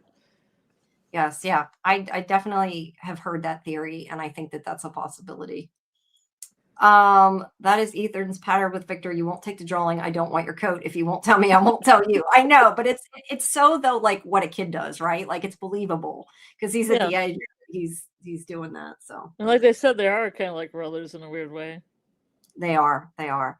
Do you remember what he was drawing? Did it show what he was drawing? Yeah, he was drawing. I don't remember what he was drawing. His adventures on the lake. I don't know. I can't remember because I did see it. I made a note of it in my head and now I've forgotten. That's fine. I just wondered. That was why. You see, at the end, he's almost drawn it at the end. Okay. So I'll see if you can. I don't know if you. Oh, you can tell. Yeah, I would say that look. I'll be honest. Doll monster. Yeah, yeah. I think that looks more like the Gollum, though, doesn't it? I mean, it's a kid's drawing. Look, I'm not saying that it's a scarecrow. It's probably the scarecrow. Probably. There's a better picture of the face, though. That does look like it's got a stitched mouth. Yeah. Look at that. Look at that. It does. Mm-hmm. That is interesting because that was already there. So, I mean, that's an old drawing. And it looks wet. Like the hair looks wet. Like it came out of the lake. It's got wavy hair. And or like splashes. It looks almost like splash lines around the head too, like it splashed in the water. In the water. It does. But obviously that was something Victor drew already. And excuse me, Ethan hadn't told him yet. So very interesting. But those do look like blood drops. I don't know what else you could call them, right? Fire drops, I guess. I don't know. To me, they look like blood. Mm-hmm. Tears of blood. I don't know what they mean. Yeah, I don't know. B says an old maid, no winners, just one last loser. Will they end up with one person left alone and from? I sure hope not, B. Townspeople are the ones that get invited back to the game. Maybe. And B agrees with me. No, I don't know. I just think it looks more like the Golem. But to be fair, it's a kid's drawing, so it could be. I don't think Ethan's seen it though. I don't think he's seen it. Unless no, he hasn't. You're right. Brief reception. Yeah, no, you're totally right. He hasn't, but no, he's Ethan. I don't know. I assumed that he was telling him about his trip to the lake, and he was going to show Victor by drawing. Yeah, he probably doesn't want to remember these either. Yeah, I don't know. B said those red drops make me think it's supposed to be raining blood or something, maybe. Which kind of doesn't sound good. That's for sure. No. All right. So then we have Henry contemplating this yellow suit. Don't put on the suit, Henry. Don't put on the suit. Don't put on the suit. I mean, look, he's only standing there staring at it because it gives Sophia a chance to come in and find it there. But she's like, you look troubled, Henry. And she's like, who can I fuck with today? Oh, hey, Henry. Henry, come over here. Yeah, she says she's looking for Boyd, I think, doesn't she? And he's like, oh, go to Colony. But instead, she follows him to the bar. And he's gonna drink. He's like corrupting minors though, right? Like it's still really irresponsible. He gives her alcohol just because she's like, oh, I'm old enough to experience grief. That's very true, but it makes no, but seriously, like you think about what happened. Now he doesn't know what happened to Frank because he wasn't there. So I give him that. Yeah. But the same kind of thing could happen. Like if she was a real girl, instead of, you know what I mean? A real teenager, yeah. A real teenager as opposed to the man in yellow. Like she could get drunk and open a door or something at night or do something that could put people in danger. Oh, I totally thought there was going to be a subplot where she was going to get drunk. She was going to accuse Henry of getting her drunk, maybe making a move on her or something, or what else she was going to do during the day and blame it all on him. So the town would be like, you are a bad man. Yeah, I could have seen that happening too, but I'm just concerned with the fact he gave a teenager alcohol. But I mean, it is what it is. It is a bad situation. So I kind of at the same time get it. But There's I just so much drinking in this episode. There's so much booze. There is. There's a lot of alcohol. Right? What? No, I said there's a lot of alcoholism in this show, period. Yeah, because I mean, Jonna's drinking up, Boyd's drinking up, they're all drinking. It's like, they are. That's how you get past, I guess. How you get by. Yeah. Kaiser says, oh, hey, you again. We saw her literally before. They did, but she followed him. Yeah, And he I should have assume shut the door on her. yeah. Lock it. It doesn't it doesn't surprise me an alcoholic will be giving someone young alcohol. I mean, it's not the best idea, but they don't like to drink alone. All right, that's fair. Lucas says, I just thought she was going to murder him. Plus And in Henry's heyday, it was the 70s, and people did, gave their kids nips of beer all the time, or whiskey to go to sleep. true. Yeah, I mean, I don't think it would have hurt her to have some, but like he gave her enough to make her drunk. Henry is the wino that buys underage kids drinks from the liquor store as long as he gets a free bottle. You're probably right. I could totally see that, Goldchild. You're not wrong. If it was a house in Maine and all these kids just like would knock on his door. Yeah, we'll give you free beer. Unfortunately, that does happen though in real life. But I can see that. Let me ask you. I saw somebody mention, and I don't remember what it was that they said it meant, and because I never read the whole theory, but there were people that brought this glass up. Do you have any theories other than it's a cowboy and there's a cowboy in the show? Yeah, I don't know. It could be riding a pony on a boat. Is there boat imagery on there somewhere? No, I just see the cowboy. Well, there's a lot of Western stuff. Like in season 1, Ethan had like cowboy pajamas. It might be a symbol because a lot of times I think it's a symbol of cowboys, kind of cowboys settling the Wild West and all that happened in America. I feel like there's a lot of that going on behind the scenes here, like for props and things. Yeah, it could just be kind of a theme. I just wondered because I know people brought it up. It looks like there's a 7 on that bottle. I'm just gonna bring that up. But this to me looks kind of like Colony House. Or like the house in cool. They're cool glasses. I wish I could talk to prop people in the show. Yes, I would love that. But it'd be great to find where they find these, because it's like people bring stuff in with them, I guess, and it's just decades of these really cool glasses and stuff being brought in. Yeah, I'd love to walk through their the storage room, right? Yeah. Do we think she was really drunk though? Seemed like she was faking. Yeah, I don't think she was drunk. I was just more making the point that he gave who he thinks major alcohol. No, can an entity get drunk? Is another question we have. Yeah. But no, I don't know. I tend to think no, she's not really drunk, that was all fake would be my mm-hmm. Hey, West of Westeros, welcome. I agree 100%. Don't think the Ant-Man and y'all can get drunk, so she was definitely over exaggerating. Well, I think Henry was so drunk he didn't pay attention one way or another, so it didn't really whether she was overdoing it or not. But he does finally let her drink with him. They had candy machines. They had candy or gumballs at some point. Yeah, not anymore. I feel like I never noticed stuff this detailed until I started doing these From deep dives. And then I'm like, what does this mean? What does this mean? What does this mean? And sometimes it drives me crazy because I do it and I know it's like, that's not important, Jamie. Like I want to be like, don't do that. But it's hard not to. It really is. Well, it's fun. And I also like props and I like set design and all that. So I'm interested. No, I do too. And we do know that, a lot of times they do pay attention, even if it doesn't have meaning, it was done because they wanted it to be specifically that.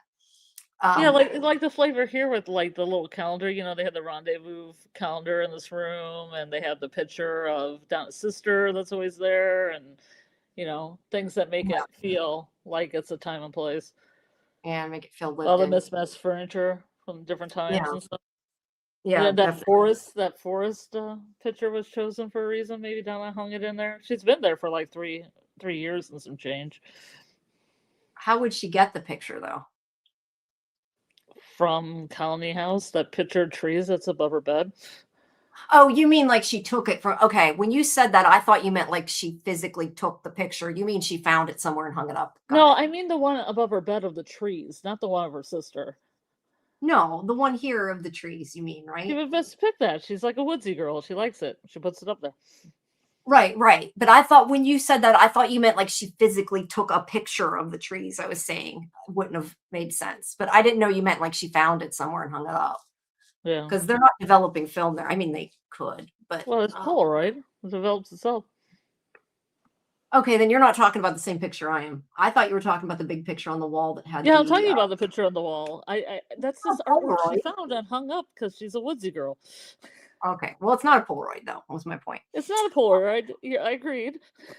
Okay, well, I thought you were saying it was. That's why I'm like, No, I'm "What?" not saying it's a Polaroid. I just said it was a picture she probably found somewhere in a county house. She liked to put it on the wall. I was comparing it Okay, to the calendar that gives you a little bit of time period, and then her okay. picture of her sister, which we don't know where that came from, and everybody thought she was bold because of it. But I think sometimes people have pictures of their family and friends, They in do, especially if they're older. I feel like now we don't, because I know I have not printed out pictures in years, which is actually a really bad thing. I forget who I was talking about this to a while ago. Um, that's bad because you never know what could happen. And like if there is an apocalypse and we lose all power, it'd be nice to have pictures of your family. I feel like um, hmm Yeah, a lot of people people don't. used to put them on their wallets, in their wallets and stuff. Let's carry Yeah, them. yeah, but people don't print pictures anymore. So it makes sense to me an older person would have a picture as opposed to like a teenager. Well, Um, plus, her and her sister were in Montana, which is pretty, you know, remote. out, removed area. Yeah, no, that's true. Um, but oh, I know what I was gonna say. I got sidetracked. I was gonna say, I'm intending to have the interview for Widow's Bay up hopefully tomorrow because it needs That's to go up cool. this week. Which is Mhm, from the production designer, which we talked a lot about the props and the sets and everything. mhm. I know this isn't this show, but it's still very interesting if you like that kind of stuff. Kinda looks All like right, Teddy has wings. kind of does. I would agree with that. I see it. Die. Photos are the last thing you think of in an extreme situation. It is true, but she Yeah. probably had the photo with her. Kaiser Paul doesn't like her anesthesia of the picture. No, I just think that you should, yeah, she probably had it with her. I just think that people should take more pictures, and I think that even of myself, like I said, like, Mhm. I think of that, and it makes me think, "Why do I not print pictures anymore?" Like, yeah, it makes me think I should print pictures of my family so they're there in case there's a zombie apocalypse or something. Mhm. Well, you can get those scrapbooks made. You can have a bunch of digital pictures and get one made. No, you That's can. cool. I'm just saying I haven't in, like, forever. I Yeah. mean, I can, I used to. I know when I went to conventions, I used to, like, go up to, Walgreens or whatever and get, like, a couple Mhm. 100 pictures printed. It's like I took all the time to take the pictures of the people I wanted them, but now they just sit in your phone, so it is Yeah. what it is. It is a different time, and, we kinda live in the middle of it where a lot of people don't aren't even on the other side of it, so they don't have never done that. All Mhm. right. So anyway, this conversation is about them telling Boyd more about what happened. And this is where I was saying that this scene was kind of redundant to me Mhm. because they're just repeating the nightmare stuff we already knew about the cicadas, all that. Like we kind of heard this last episode, but yeah, Donna gets upset because she's like, not only do we have monsters, now we got to tell people that we have our nightmares in the forest. Mhm. How much more can people take? And this is when she gets like freaks out a bit. And I don't know, they make it kind of seem like maybe she's getting worked up and Mhm. that caused the heart attack, or that, you know, it was preceding it because she was getting ready to have a heart attack. I don't know. But She's in the mirror too. It's always yeah, bad when you're in the mirror. yeah. But she starts to fall as she has a heart attack and Boyd catches her. Um, I I know that some people like Kaiser thought that these scenes were too long. I mean I like this part of the episode. I think sometimes you need character stuff. I do Mhm. understand why you feel like it dragged. I get it. I just I don't feel like it did, but I understand why you do. Um but yeah, I mean, especially because Donna's like one of my favorites. I'm like, no, not Mhm. Donna. And especially because we all thought she was gonna die. I think most people thought she was gonna die. I'm like, no, no, no. Yeah, it was Oh, horrible when she was just there and she didn't have a pulse, and I'm like, "Oh no, I'm gonna lose I track was of." I was definitely tearing up when I was watching this, like, no, don't kill Donna. And Boyd's, freaking out too. Like Donna's like his friend. I don't know what you call that, like his friend, his sister. I don't know. I mean, she's important to him. Compadre. Compadre, yeah, that's a good way. Yeah, She's somebody I that wondered if it wasn't an entity doing it, or do you think it was just a natural heart attack, or do you think there was foul play by an entity? personally, I think it was just a heart attack, but I think it could have been because of all the shit that's been happening. Like, you have a lot of stress, it can make it stress on your heart. And she just went through almost getting killed by the doll. So to me, that makes sense. Just like, did Boyd will her back to life? It's very possible that she was dead because he did say that she, didn't, was gone or whatever for 5 to 7 minutes. He was pumping her heart. But if you give somebody, CPR, they can come back. It can keep them alive. So I don't think it has to be supernatural that she had a heart attack. I don't think it has to be Well, I meant supernatural. supernatural in a way that an entity did this as to delay a bunch of people while said entity gives entities blood to other characters to make them do something even more awful and set them up. Oh, because like nobody's paying attention to what's happening in the bar. Yeah. Maybe. I mean, it's definitely possible, but like I said, I think it could be, it could not be. Just like I think her not dying could have been Boyd's will. It could have just been naturally she didn't die too.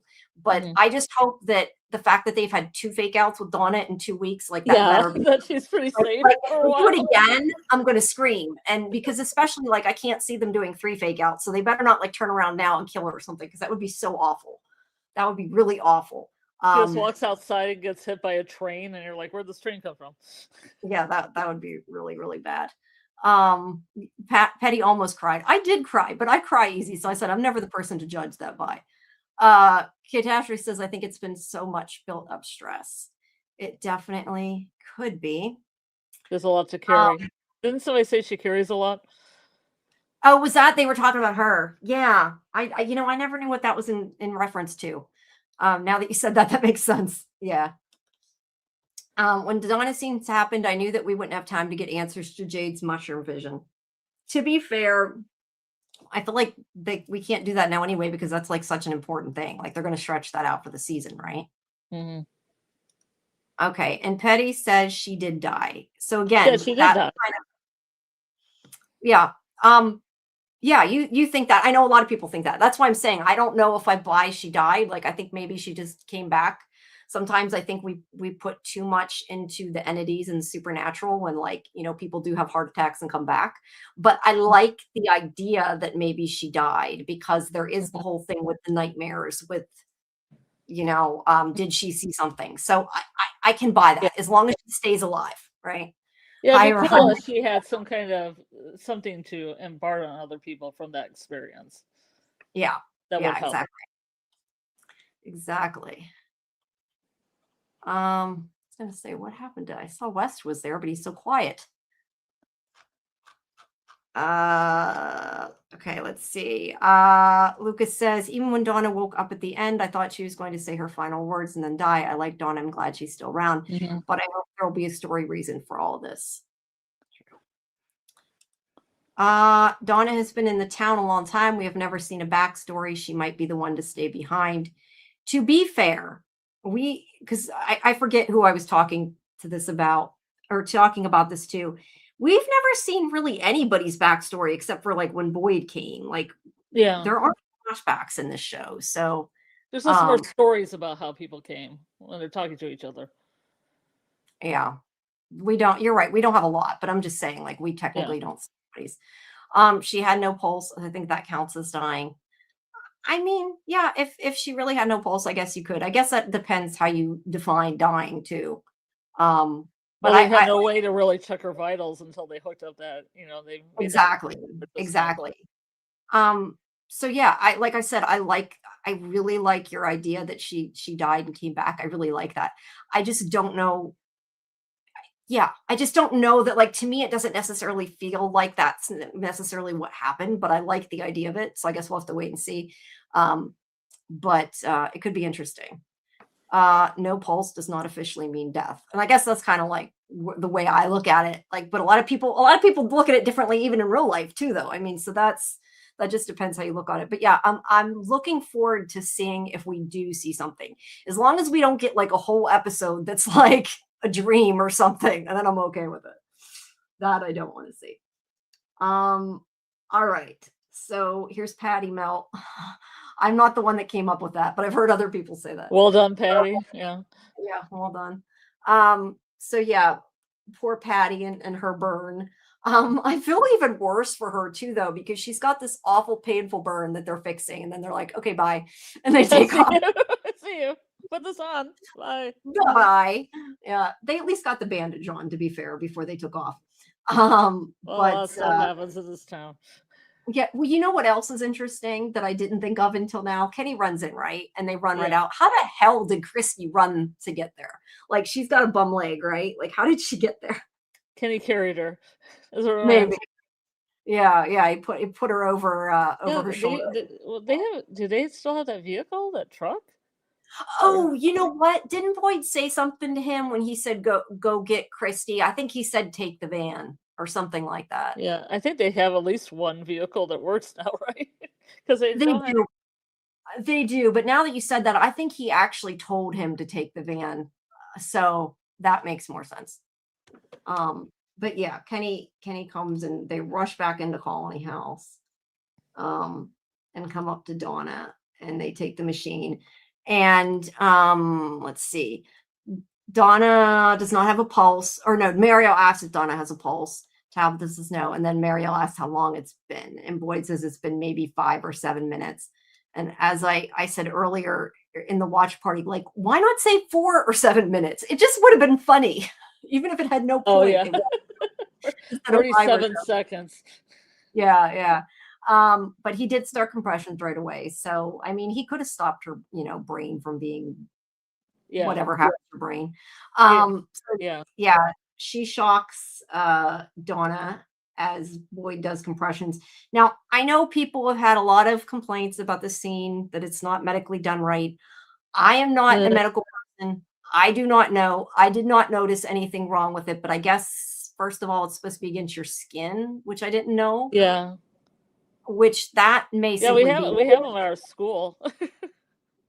Yeah, is that do you have to do that though? You have to like open their shirt or whatever? Yeah, we have training on how to do it, but I've never done it.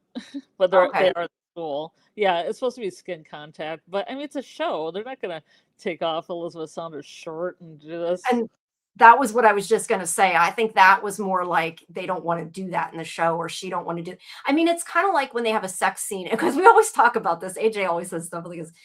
When, like, they have a sex scene and, like, the women are wearing bras and stuff. We've had this Yeah. discussion before. It's TV.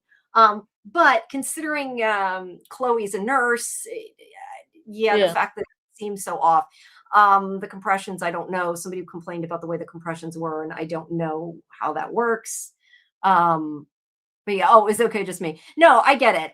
It is TV, but I Yeah. get it if it looks fake to people. But to me, to What, people who like know, boys' chest compressions? Or I yeah, mean, a lot of people are kind of trained with it, but maybe don't know how to do it exactly. yeah, yeah. But yeah, I don't know. I mean, to me, to most people, I feel like the majority of people are like me and don't know anything about like I didn't know you were supposed to have skin contact because I've never trained, I've never like really paid attention to it. Yeah. So to me it was fine, but it makes sense you'd have to have skin contact. But yes, I think that's more of like this is TV and she probably didn't want to take her shirt off, which totally makes sense. I mean, if it was me, I wouldn't have wanted to either. So I get it. I get it. They've never Um, really had one scene of nudity in this whole thing. no, they haven't. And yeah, I mean, yeah, I don't know. I get it. It didn't matter. It didn't bother me. So I I don't know. didn't think it was crucial to the plot, so Yeah, exactly. It's yeah. Um, but yeah, I get it. I mean, it bothered a lot of people. And the fact that Chloe is a nurse, I think kind of maybe made it worse because she should have like said something I think people think, which I'm not saying I think that. I'm just saying I think some people had said that I had seen on Facebook. So I yeah. don't know. But you know what? If that is the case, they need to like invent a better defibrillator because like you shouldn't have to do that. That's kind of like, why do you have to do that? There's probably a reason. Don't get me wrong. I'm just saying, like, it seems like something. Why do you have to do that? Mhm. West says, I had thoughts that if Donna died simultaneously, the golem would come to life, but obviously that didn't happen, which is kind of like what you said about that. Yeah, that was exciting. Yeah.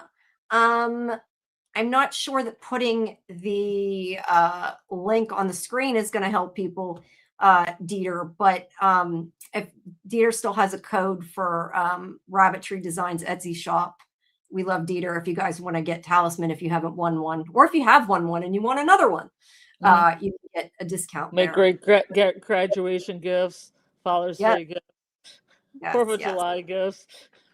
Yeah. But yeah, thanks to Dieter and West. Lots of people have talismans coming. So, but yeah, that's cool, Dieter. Thank you. If people want to use that code. Okay. Just me said Roger died, so who's coming to town now? This is to do with I'm guessing the 47. I kind of wonder though, like maybe they're not being 47, like if there needs to be 47 people, is it not possible that maybe like not being 47 destabilizes it more? I don't know. A lot of times I didn't think that stuff was even anyway with some of the red shirts. Yeah. Yeah, I don't know. I haven't thought too much about the numbers. I know people do. Which chest compressions were trash in the wrong place, not at the right pace. The use of the paddles over the shirt's trash. The shirt could have been cut. Dead people can't be modest. True. But it's a TV show.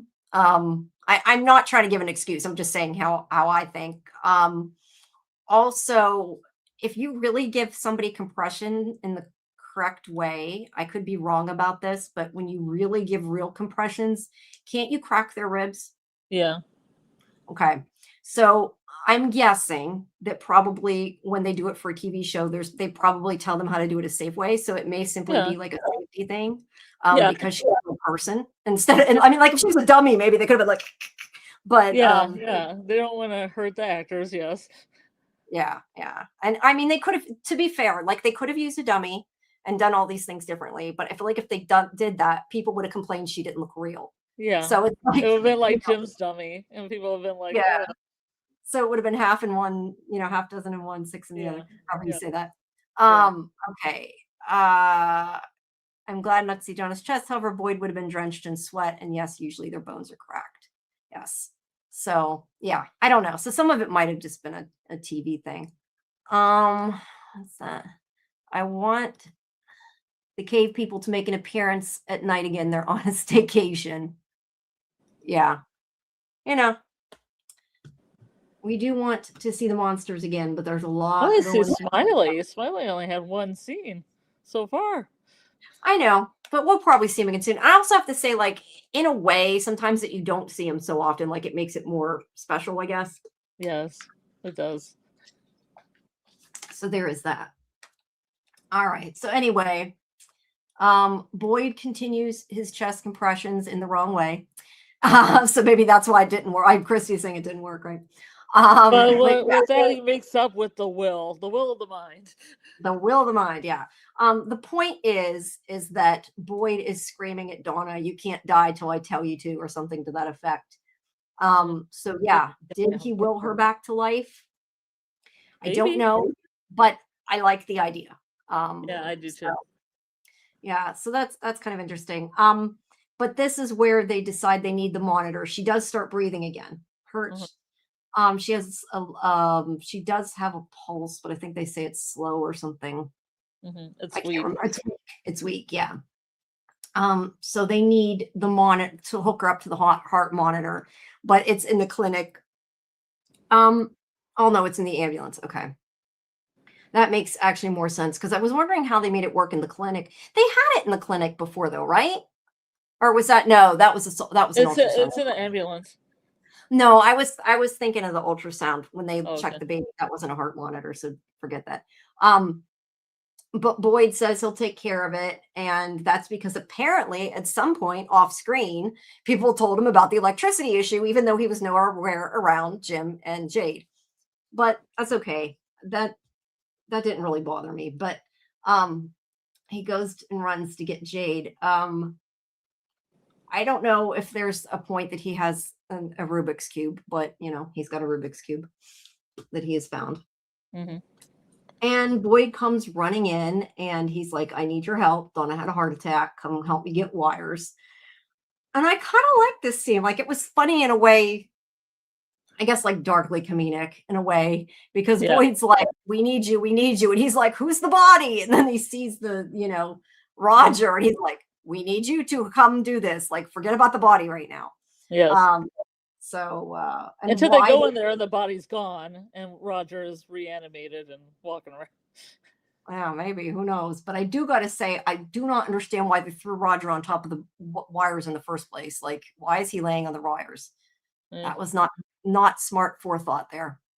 Um, Lucas says they mentioned Smiley has a psychic connection with Fatima last episode, so he'll probably have a significant role. And maybe, I mean, he wasn't in like all season last year, right? And then like he was in the finale, and it was like crazy important scene. So, oh yeah, it's yeah. So we'll have to find out. But either way, they get the wires, they bring them in, and then there is this scene here with Ethan asking about what happened, and his mother tells him Donna had a heart attack. And he questions if she'll be okay, and she says, I don't know. I don't know that it was good. I mean, I guess it was probably in this case good to tell him the truth, rather than to try to make him not upset. yeah. But he asks, like, is it because of the doll? She says she doesn't know. But then he immediately says he wants to see her to tell her goodbye before she dies. Yeah. And Tabitha's like, she's not going to die, which I kind of have to say, you just told him you didn't know if she was going to die. And you like changed that really quick, right? Well, I feel like Ethan's pretty mature past his years, so he wants to do what he thinks is the right thing. No, yes, I agree. I just think it's kind of funny because he's like, will she be okay? And she says, I don't know. Like, I really don't know if she's going to be okay. And then he says, well, I want to tell her goodbye in case she dies. And he's like, it's not going to die. So like, she kind of flipped really quick, but I get it. It's still like, it's her kid and she don't want to be upset. So I understand. That's Tabby's parenting. I just, no, I just think it was kind of funny, that she flip-flopped so quick. Just me said, I thought the wires were under the table and they had to move the body away from the table. When I showed it earlier, I don't know. Yeah, he's just on top of a bunch of wires, like a big. He's completely, yeah, here it is. He's completely on top of the wires. Which makes it look more creepy with the wires there. It does. It looks like he's robotic or automaton or something. Yeah, something creepy there. Yeah. So anyway, so yeah, he says that she's gonna die. I want to tell her goodbye. And she says that Donna won't. And he says, yes, she will, because everyone dies. And I just want to tell her goodbye. That part was so sad. I definitely cried at that. It's like, oh, because he's, everybody dies. He just lost his father. He's like, of course she's gonna die. My father just died. I can't deal with this. And yeah, I thought that was so sad. And yeah, I'm glad they let him talk to her and that they let him in long enough for that. There he is fixing the electric. Got the heart monitor going. But yeah, they do let Ethan in to tell her goodbye. And he says that, where did it go? Oh, also I skipped, I didn't mean to, that when Boyd asked like why she isn't woken up or whatever, that's where Christy says they don't know how long her brain was deprived of oxygen. But they let Ethan come in because he's upset. Kenny comes in and asks, and then Christy says it's okay. And then Ethan says that he won't forget what she said, that fear is what makes us heroes, and that he'll do his best to be brave and that he loves her.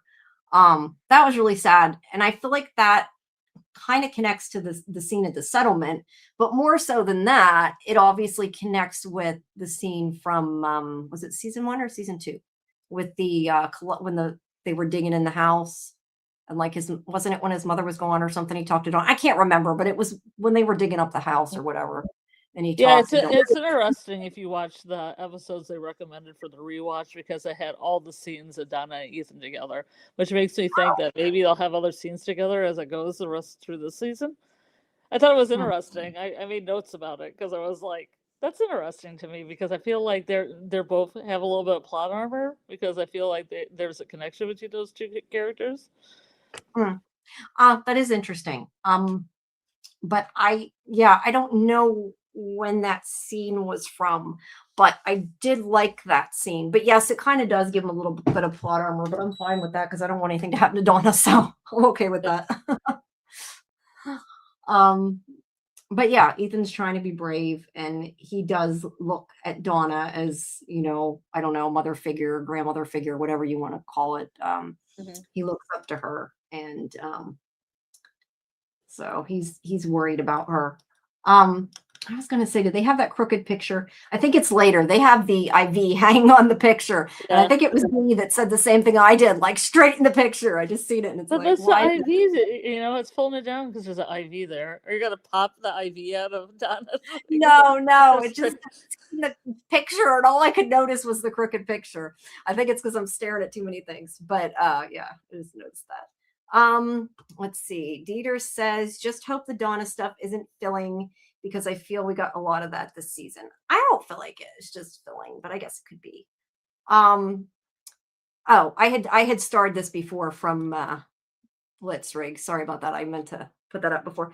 Will Donna back to life? It's highly possible. I agree that it is. I don't know that it's the case, but I definitely agree it could be. In cases, fix the picture.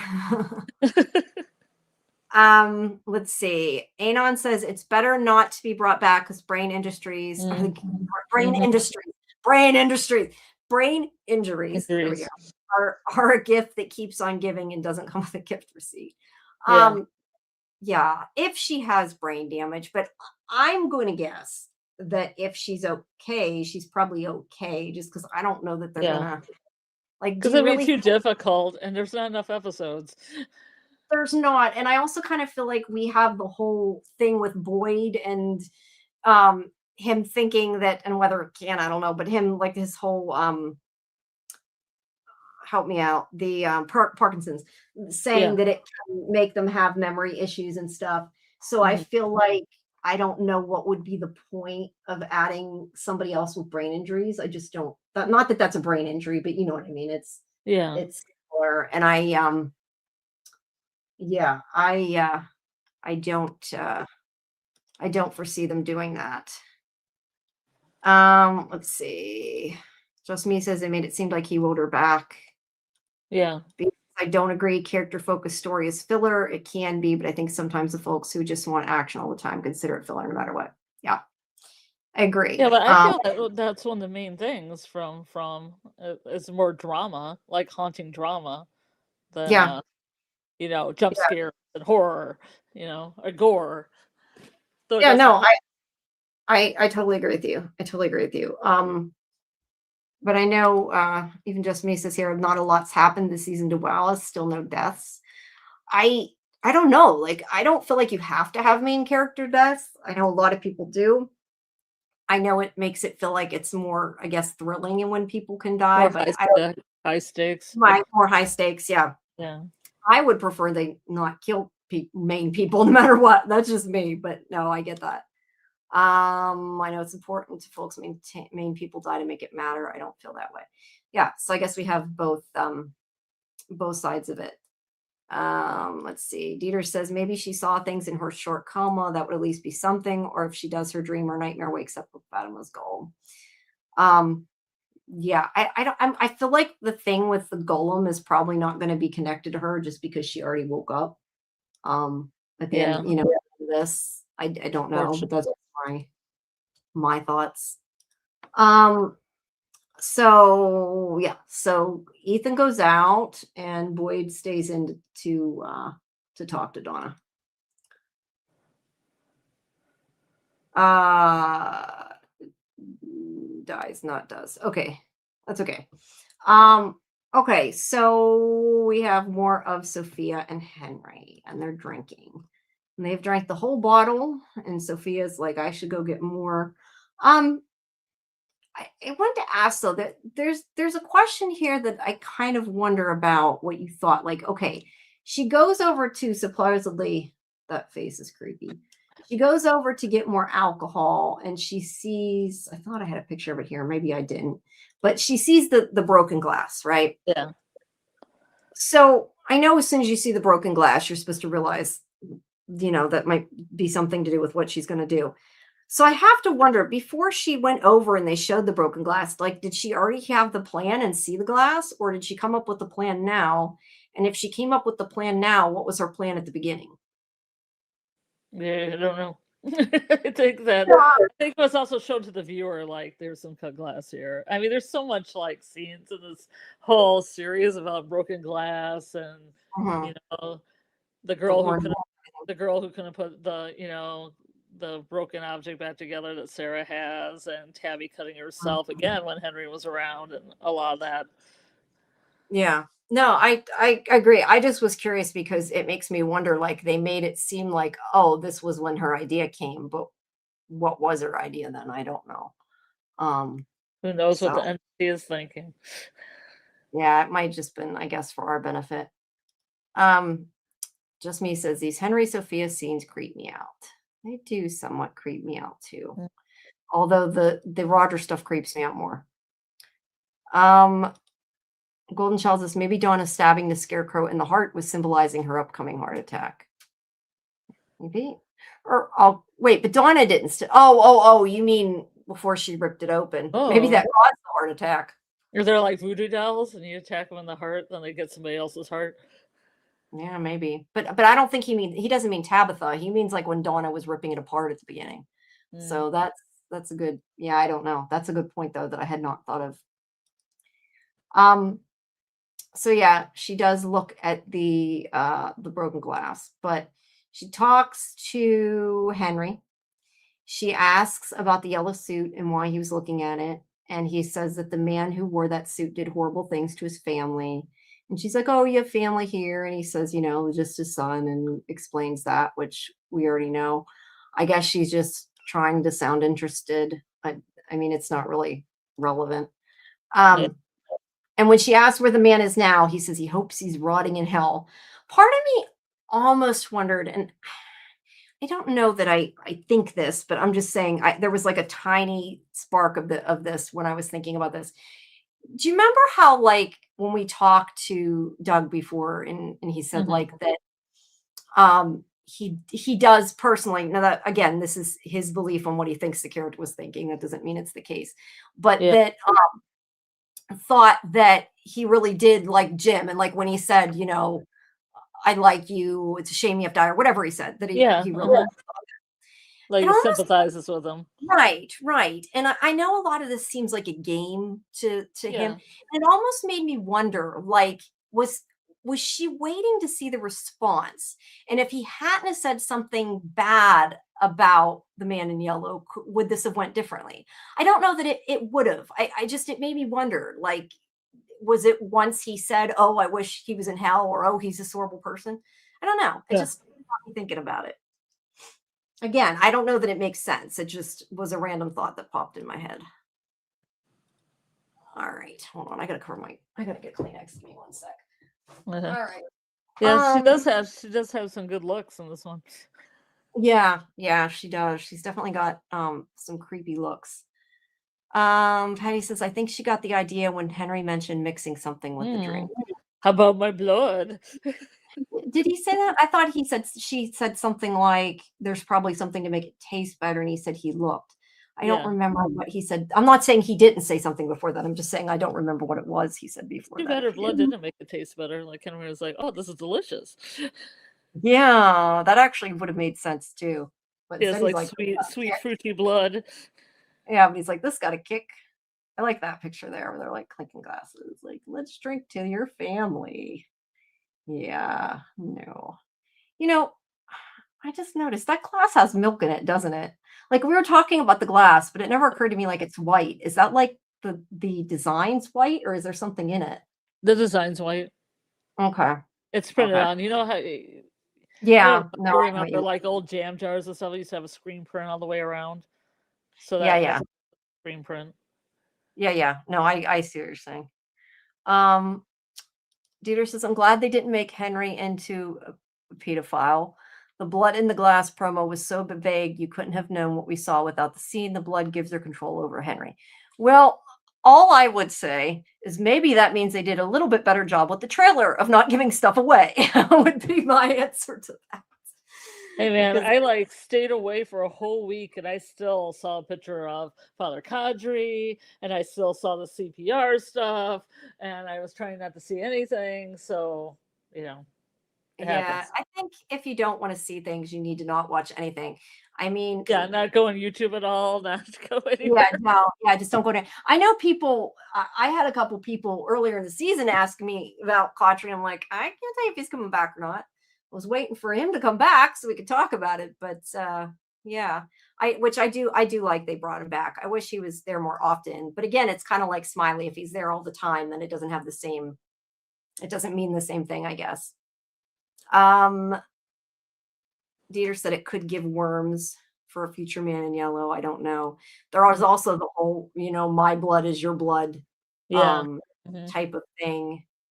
Didn't Dieter says didn't watch the trailer, but the images suck. Excuse me. There has been images. I did see pictures. It doesn't affect me as much because I don't like it's not a spoiler to me. So when I see something, I don't necessarily think, "Ooh, I shouldn't see this," or whatever. But yeah, it is hard to avoid in this day and age. But at least they're not as I'll just say one thing, at least they're not as bad as AMC is with them announcing things. Because it's like with Walking Dead when they would announce when a person was leaving. So just, Yeah. at least they don't do that on Uh-huh. this. Um, and there she is where she gets cut. And he takes care of her finger and he's like, it's not that bad. And then he goes to get a rag and she's like, I'm gonna put it in the drink. I question, I thought wouldn't you see it, but it does disappear. You can't see it Yeah. later. Well, you put stuff in alcohol like that, it's gonna dissipate. Mm, that's true. But I would think like you would taste something. But then again, he said it has kick. And I guess it would probably just taste like sort of metallic. And I don't think he had tasted that bottle yet, right? Like this was Yeah. like new and poured. And it could be metallic stuff in the water. It could be Yeah. just the way the Yeah. water is. Yeah, that's true too. And plus it's Um, really drunk, so probably wouldn't even yeah, notice. yeah. Um, yeah, I think so far, at least, unless I've missed something, people have been pretty good about the chat not putting any trailer information in. Because we don't want, yeah. So if you've seen the trailer, which I'm assuming is out by now, please don't talk about it in the chat. Save it for Discord spoiler channel, although we haven't had it yet today, but I'm just saying. I think people have been pretty good about that. So all right. So then we have this scene with Randall and Bacta. I like at least the other characters are in it a little bit, I guess. They're not really enough in it, but again, it's such a big ensemble, it's hard to get everybody in it. But Yeah. yeah, as I said earlier, I just what? thought the scene with Randall, the scene was like, well, Randall has to have something to do. Yeah, let's just stick them in here. Yeah. Uh yeah, it's hard to know, B. It's really hard to know. He And the has thing had is, that one good line about Elgin though, too. So yeah, there was that. yeah, I like the part about Elgin. But yeah, it's hard to know because it's live. Like to some extent, there's only so much you can do, but I can say don't do it. Um, so anyway, I was going to say again, I like that they're making Randall be a nicer person, and especially when he did not like Donna before, right? But he's still like, oh, is she going to be okay? Let me help you, and I appreciate he's helping her. He's being a good kid. All right. So then we have Sarah and Julie, which we kind of talked about this, them painting the room purple. And Sarah talks about it being normal. And this is where they talk about missing normal things. They talk about the candy, the donuts. We talked about this earlier. Mhm. The point of it is that Julie has a story about her father taking her for donuts when she was little, and that she went all the time, but then she told him after that she didn't want to go because she wanted to be with friends. And obviously now, she regrets that now that he's gone. Um, and that's when Sarah hugs her. Or no, actually, that isn't quite when Sarah hugs her. There's a little bit more before that first. Where'd it go? Sarah asked her what she meant when she said she understood what she went through. And again, I don't think, as we said earlier, I do not think that these are the same things, but Julie's explanation is that something there convinced her that she could help her father, like she could go back to the day it happened and save him. And she's like, that can't happen, right? Like she wants some, I guess, somebody to tell her, yes, it can happen, but she isn't validated because she just hugs her. But then again, I could understand her not thinking that could happen. Um, but yeah, I still don't see how that's any way like what happened to Sarah, but I mean, like, I get her connection, like, she's saying this place lied to me, and I believed it, I guess is what Julie's trying to say because Sarah listened to whatever it is that talked to her. Um, but I don't know that I equate them as the same thing, um, but I agree, Lucas, it was a nice moment, and I did, very much enjoy the 2 of them together, in the scene. Yeah. Let's see, I don't know if she'll encourage Julie to do the story walking or not. it would be nice, but I don't think I she mean, I will. know she does it again, at least Yeah. once. Well, at this point, she hasn't said anything. Sometimes I see people's quotes and I go to put them up, and I don't know if I put them up or I missed who it was from because I was going to say I saw Papa Socks was here a little bit ago, and I swear I was going to put it up, and I'm like thinking, did I put it up? And I just didn't. Oh, okay. I was going to say I knew I seen something from Papa Socks here. Hope okay. Only strange scene for me was the Boyd Donna scene. Reminded me of the Jack Charlie scene in Lost with the dead reviving event. You are not the first person that I've heard say that. I've heard other people say that. So yeah, it kind of does. But there's a lot you can compare, I feel like, in this show to Lost. And a lot that we do compare to Lost. Hi, Susie. Welcome. All right. So yeah, I don't know. It would be nice maybe if she tells Sarah about the story walking, but I don't know. I mean, I feel like she seems like she's given up here, and I hope not. I really hope not. I think the story walking is such an important part of the show. I need more of it. We know she's eventually going to do it again, but we need more. I think so. Because a lot of Well, practice. You need a lot of practice. But she does. The opposite of the practice would be she's having, seizures. True. That's Well, we know she's got to do it at least one more time because we know she's got to see her father when he gets his throat slit. So, but I hope there's more than that. I want to see it. To me, the story walking was one of the most interesting things of recent of the show. So that's why it's annoying, I think. It's really set up to be a big thing. Yeah, you're funny, Susie. I know you never compare anything to Lost. It's like I never compare anything to X-Files either. So yeah. So then everybody's waiting to find out what's going on. There is a very short scene where Ellis talks to his father about his wife.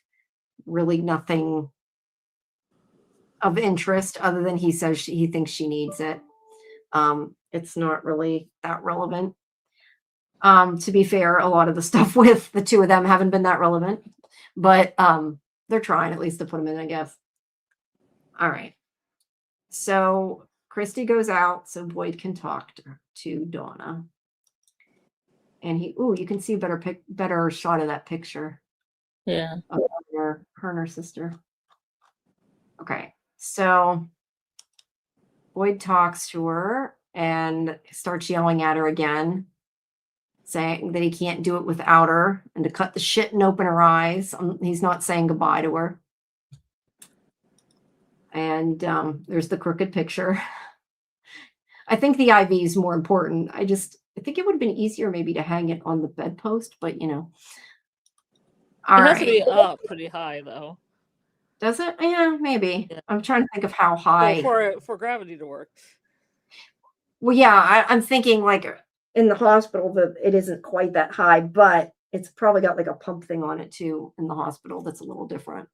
So, all right. So in the middle of that, we have actually before this scene, he said he sees Cautry, but I didn't have a picture of it. Where he asks what Boyd will do if she doesn't wake up, and he gets pissed that he asks him that. And the most important cooking scene you ever put on film. I like this scene though. I thought Susie, why is the picture so crooked? For the IV, for the IV. But I did like this shopping scene, and I think it's so funny. Like, Bacta's complaining, like he was nice and offered to help you, and you're complaining he's chopping him wrong. Come on. But I think it's more just she's treating him like everybody else. Just like I think that was awesome with Elgin. She's kind of like, come help. And he's like, that's okay. I'm just staying here. She's like, no, you're gonna come help. Like Yeah, I didn't ask. I wasn't asking. yeah, it wasn't asked. But I feel like it's almost like the same thing with what happened with Sarah, with her being like, I've since I've known you, you've been a good person. And I think it's just like her saying, Yeah. you're just like everybody else. I'm not going to give you special treatment. Come help. Yeah, Randall's back in the Colony House too. Yeah, that's true. He wasn't in call. Yeah, I didn't even think of that. He wasn't in Colony House before. But I think Elgin appreciated it. He seemed to like that he was she was there. So Kaiser's right though. It could have been anyone else, but that's just because they aren't giving her enough to do. Yeah, they give everybody one scene, it seems, in this one. Yeah, it seems like they're just trying to fit everybody in. There's not, there's only so much they can do. Okay, so Boyd is, upset about Donna and is still trying to figure out what to do. And there's Cautry. And this is where Boyd asks Cautry if he remembers the night he came to town with his wife and son.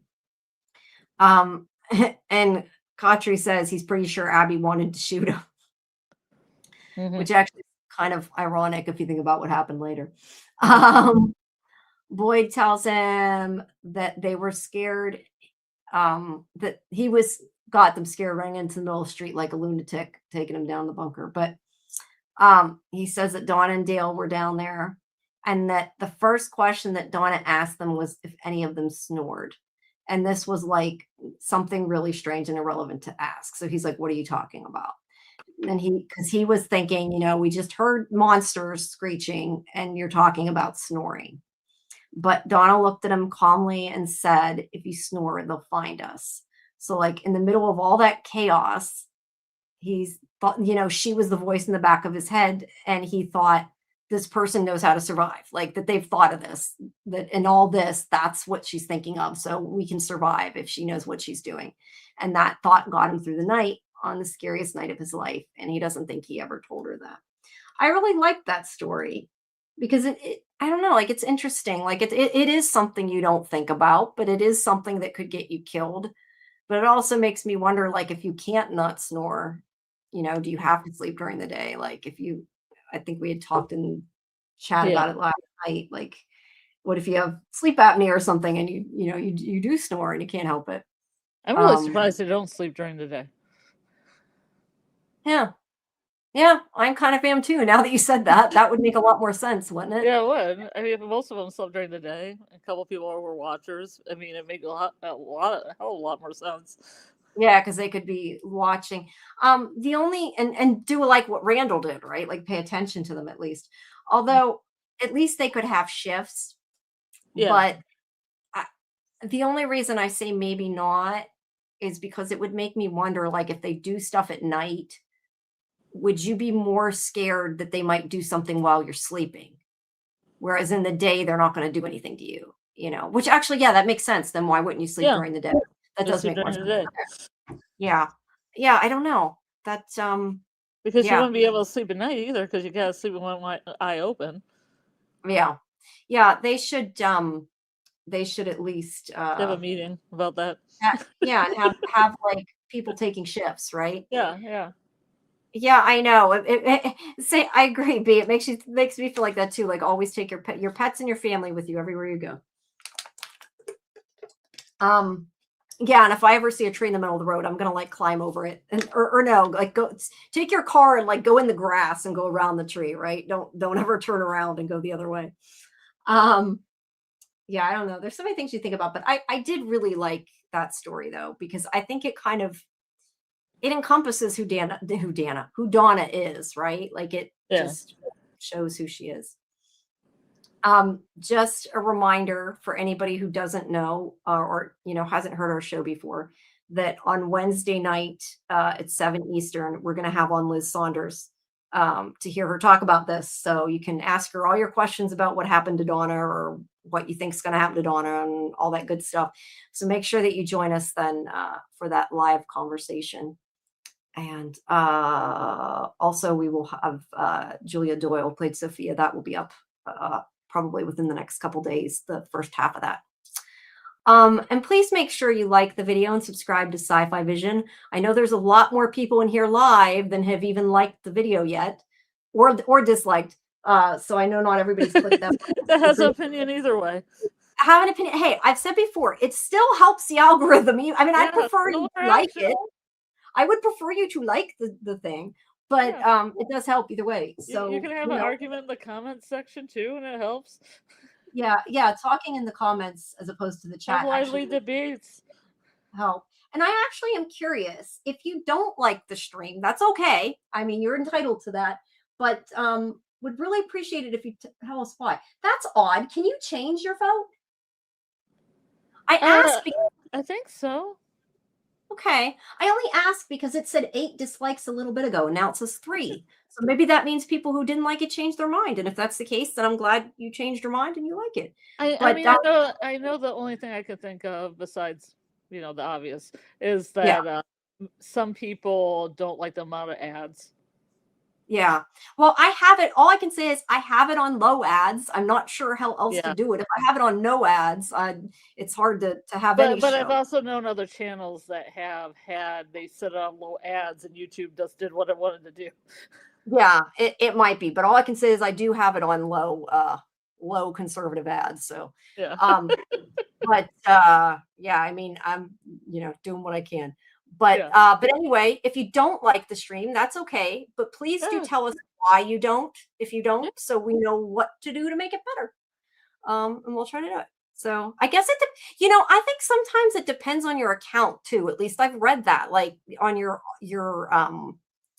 like the way you watch things, because that's interesting. For some of you in the chat are saying you got no ads, and others of you are saying you got a lot of ads. So that's kind of interesting. I don't control that. All I can say is I have it on low, so I can't, beyond that. I think YouTube is kind of like a beast on its own. Yeah.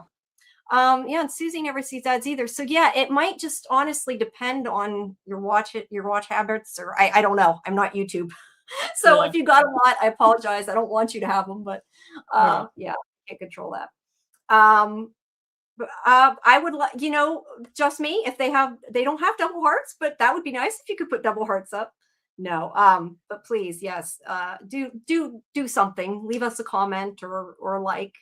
And also, if you're not a member of Discord, please make sure you do join it so you can join our watch parties that we have for From and everything else. And also so when there's interviews and things like that coming up. And like I said, Julia's interview will be up soon. And if you are a survivor or above tier on our membership for YouTube, you'll get it a little bit earlier before everybody else too. So there is that. All righty. Yeah, press like, you filthy animal. Put in the box if you don't. All right, back to your regularly scheduled program now that I went off topic. I also remember thinking, sometimes you just think of odd things. Like my other thought was like, I'm glad they took her shoes off. Well, comfort level, It made her comfortable. No, I don't know, for whatever reason I noticed that and the crooked painting I noticed. All right, so where'd we go? I lost where I was. Okay, so yeah, he's talking to her, trying to get her to wake up. And he's, like he said, he never told her about the snoring thing. He said they bumped heads in the beginning. She made it clear she didn't like him. And Kadri asked what changed. And he says he'd like to think they got to know each other a little. And he says that he doesn't know what he'll do if Donna doesn't wake up. And, I like that. And it's also really nice, I feel like, to have like a really strong friendship in a show that obviously it isn't a romance thing, and we don't want it to be. I don't mean that, but it's nice that to have kind of like this kind of friendship, because it's different friendship, and it's an interesting friendship because they weren't friends before. So I like their friendship. And yeah, I liked Boyd in this episode and how he acted, and that he's like, I can't do this without you, because he's kind of like the de facto leader, right? But he clearly looks to her to make decisions too and to help him make decisions.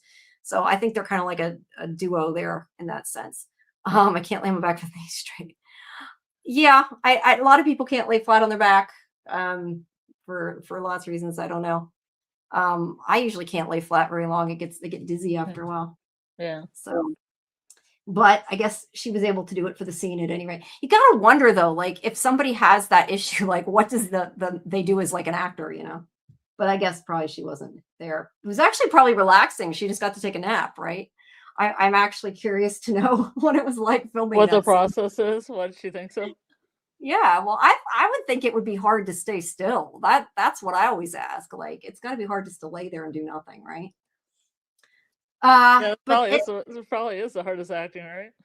yeah, I can't do anything. You got to try not to breathe a lot and all that the stuff. But anyway, she does suddenly wake up.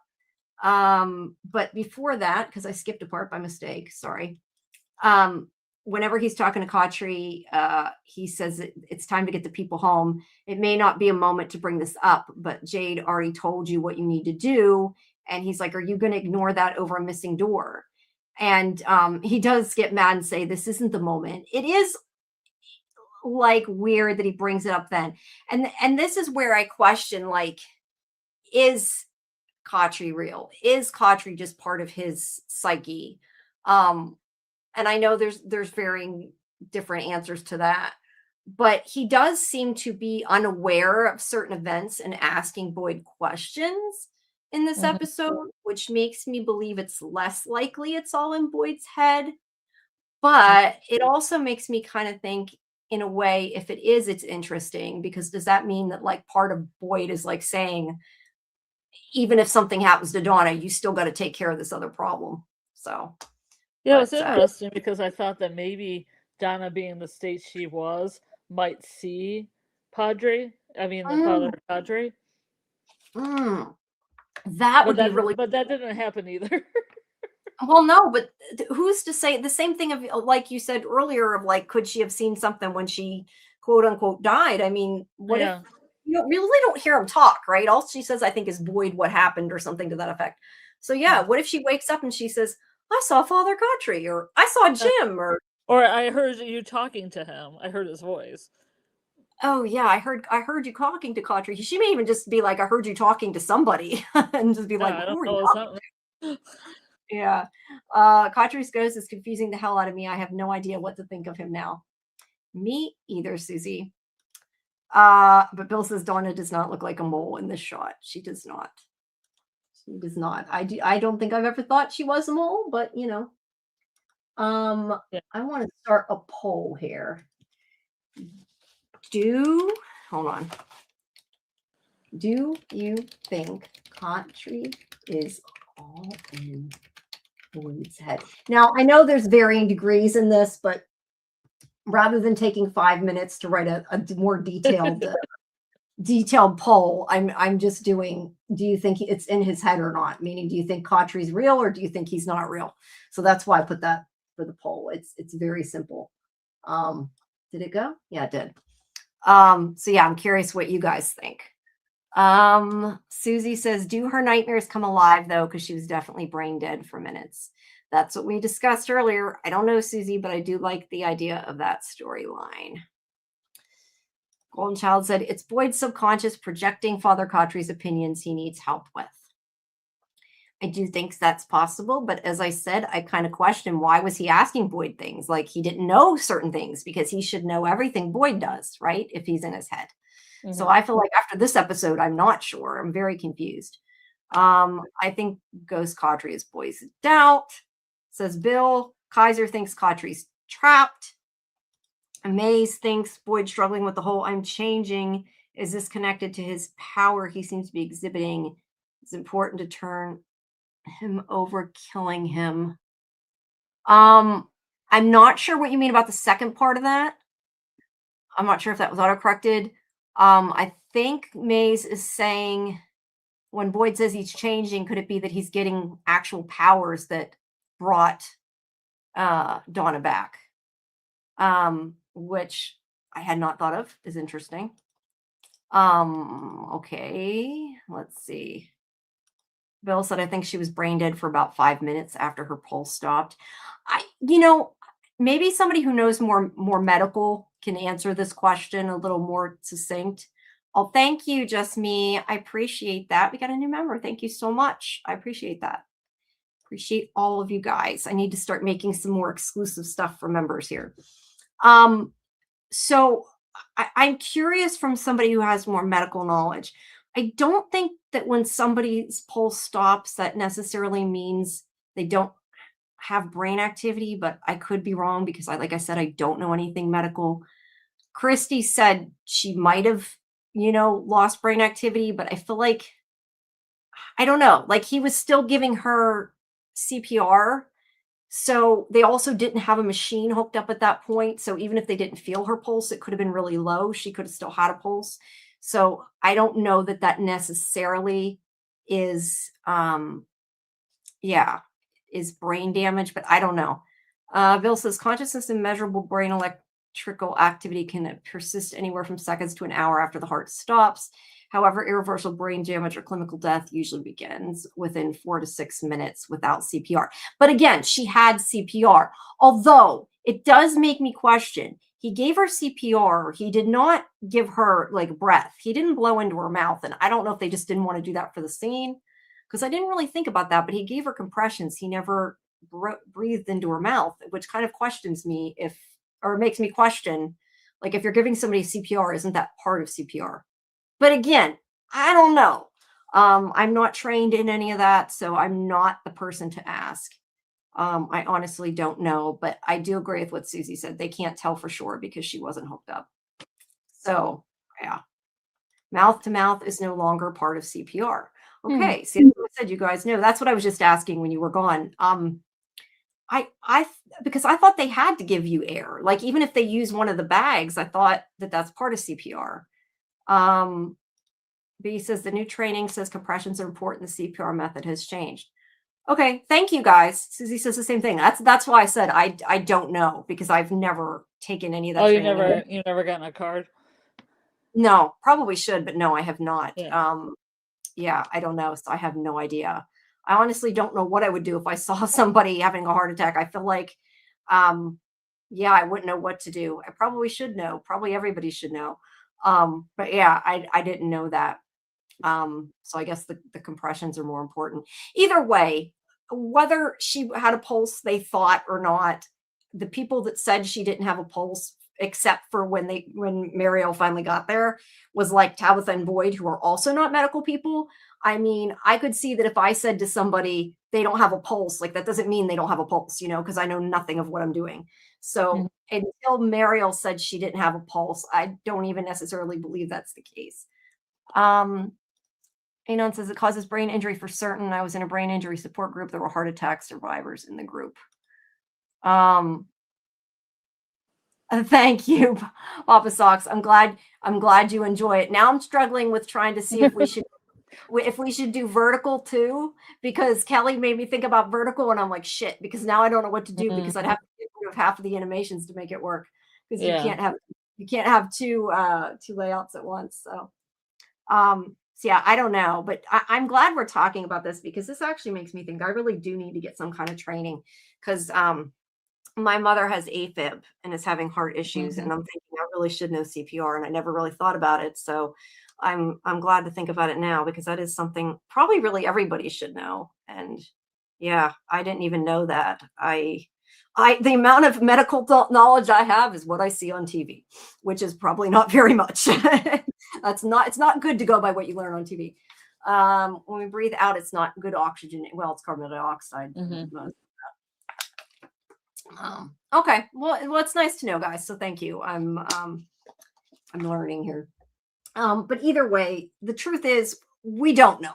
Did she die? Did she not die? I feel like that's really matter of opinion right now. And clearly different people have different opinions. So let's see. I'm trying to see how do I see how many people voted? It doesn't tell me. It just says 62% of you so far say no. It says 16 votes on my end. 16 votes. Is it? I don't know why. Oh, wait, there it is. Yeah, 16 votes total, 62% say no. Caudry's not in Boyd's head. I'm going to give it a couple more minutes, but that's what we got so far. Yeah, All you right. didn't put an other. No, well, there's a yes or a no. I don't know that there is an other for that. Maybe. I guess there's a maybe. Okay, that's fair. So anyway, back to the story here. Okay. So she wakes up and they don't know again whether she'll be yes, I hope you're recertified, not re-rectified. That's hilarious. All right. So we find out Donna is awake, although that again, as we're saying, does not mean Donna's okay, but Donna is awake. But she better be okay. That's all I gotta say. Regardless of whether she was dead, she better be okay now. Because that would be like really cruel, right? If they did like 2 fake outs and then did something. No. That would be awful. They better not. Yeah, she just falls down the stairs and dies. Don't even joke about it, Scarlett. It's not good. Don't joke. I know. I'm sorry. No, I know. Okay, so anyway, it's so interesting though. Sorry, I'm going off topic again, but I was just gonna say it is kind of interesting though how you get attached to characters, isn't it? Because it's like they're not real, right? I mean, we know they're not real, but you're still like, no, you can't. They're not real. No, but I mean, you do. You get so freaking attached to characters, and it can be depressing if they kill a character you like. So yeah, well, it's kind of depressing when Yellow Jackets has its final season because those are my girls. Yeah, well, I think when shows end, it's depressing to begin with if it's a show you like. So it can be hard. All right. So Henry fixes her cut, but while he goes to get the rag, she drips blood into his drink. I already said that. But he drinks it and he says, "That's some kick." And then Sophia says to him, "I had the strangest thought I can't shake. We're trapped in it." Oh, that reminds me. Sorry, I just want to say there was a joke earlier we skipped because I haven't been reading religiously from the recap, but we skipped earlier the joke where she says something like, "Why is there," what does she say? "Why is there a bar in the gas station?" And he says like, "Why is there a gas station in a town you can't leave?" I love that. That was great. That was great. So anyway, she says, "We're trapped in town we can't escape from, surrounded by monsters that come from the forest at night, and none of it feels real. Have you ever wondered if it's all a dream?" So what do you think about that? I think I've heard a lot of people have the same thought of what they're predicting. So let me ask you, because I haven't heard from you, say, what do you think about that? I think this is Abby all over again. I think that she's gonna try to get him to do what Abby did and maybe kill people in the town while singing "Leaving on a Jet Plane" because she sang that song about a boat, and I think it's interesting that they're all like things you travel with. I think the same thing. I automatically thought the same thing. My only question is, and I had posed this in the watch party. My only question with that is, does it make sense because it's during the same cycle that's happening again? Like, why would it happen so close together? That's my only thought. But otherwise, I think it totally seems like Abby. I agree with you, but I don't know. It just or Martin too, as Catastrophe. Yeah, it's a good name. It says. Oh, Catastrophe. Yeah, it is. That's true. He did say that. I forgot about that. You're right. Let's see. After they took Tian Shen, it's open season on any character. Yes. Honestly, if Donna dies, especially for no good reason, I'll lose interest in the show. Some people say I'm a fake fan because I feel that way about certain characters in the show. I can understand feeling that way. I don't know that I would be able to quit watching it, even if they killed like my favorite character, but I can understand feeling that way because I feel like there'd be a big part of me that would want to quit watching it. I don't think I would, but I feel like there's a part of me that would feel that way. I don't know. What do you think about that? I don't think that you're a fake fan. No, I definitely don't think she's a fake fan. Yeah, I don't know. Okay. I have to go back to Yellow Jackets. Yellow Jackets sometimes cruel to my girls, but I keep coming back to it, even though they've been really cruel to my girls. Yeah, but no, I can see feeling that way. I don't think that makes you fake. I can definitely see Yeah, I feeling mean, that way. I don't like it, but I feel like they have a story to tell, and Mm, I'd be happier if the showrunners told the story the way they want to tell it, as opposed to catering to what the fans want. that's a good point. That's a very good point. I have to say though, I've seen shows where like they've killed a dog and I've been like, nope, I'm out. Yeah, Um, didn't mean I didn't like it, but it's pissed me off enough when they've done that. But at the same time, like, okay, they killed Queequeg. I got to go back to X Files, my favorite show ever, right? They killed yeah, Queequeg, cute little doggy, pissed me the hell off, and I was so pissed at Chris Carter, but I kept watching. yeah. I don't think that would have made me not a fan if I quit watching, but Mhm. yeah, but I definitely don't think that makes you not a fan if you feel like that. Um, Just Me said, has there been any other songs from the show that include modes of transportation? Yeah, last train to Clarksville. We Okay. gotta get out of this place. It's not a Mm, it's kind of. not saying anything like that, but it's like literally we gotta get out of this place. Yeah. Um, Um, there's also, I mean, it wasn't part of the song, but the title "Merrily We Roll Along" is kind of reminiscent of Row Your Boat. It isn't from yeah. that, but that made me think of Well, it that. is. It's kind of both of those, that and London Bridge. Yeah. Row your Um, boat. Pony on the boat. yeah. The Which also, I mean, you could, I wouldn't say a bridge is a mode of transportation, but it's connected to transportation, even if you think of London Bridge, right? mhm. Susie says they had me back to Faye now. The threshold ritual, mushrooms, the way we're in a dream, forgetful space, and boy in white, Ethan aged 3 years in a way. Mhm. Like tall Walt, Susie. And also Susie says trucking, which makes sense because they Trucking, took yeah. a long strange trip that's been from that. Yeah. Yeah, yeah. Forget about that trucking, you're right. And that's good to know, B. I'm glad you're gonna stick with it no matter what. But yeah, they better not do anything to Donna. That's all I gotta say. Especially Boyd, now. yeah, especially now. Boyd should be yellow. Get this man some more mushrooms after Yeah. seeing that basement. Yeah. Um, There should be no more doubt, at least from Boyd from now on. Yes, I think after the door, there shouldn't be, he shouldn't doubt. Blitzkrieg says, I think the massacre was supposed to happen with Abby, but Boyd is an anomaly and stopped it. He's a wrench in the Mm, cycle. That is interesting. Although I question if they were all shot, that isn't really torn apart. But then again, the torn apart could be literally from the monsters and like they all ripped them apart after they were dead. I don't mhm. know. That is a good point, Blitzkrieg. Yeah, trucking. We said that trucking. All right. So yeah, I'm worried about Henry at this point for sure. All right. Then we have Boyd outside again. Also, that truck or whatever there, that's probably what Kenny used um, Yeah. to get in. Hey, MGM, did you get my message? I need to know what you want me to send to Hannah. They wouldn't let me send a link. So just a reminder. Okay. So Boyd goes outside and get to see the greenhouse there a little bit. And he's a little upset that Cautry like won't give him any time and he's still So like nobody sees him ranting around by himself behind the screenhouse. no, apparently not. Boyd talks to him a lot and nobody's ever said anything. So, but yeah, I would love if next week Dawn is like, who are you talking to? Or I heard Cautry or something to that Yeah, effect. like I heard your Father Cadre's voice would be interesting.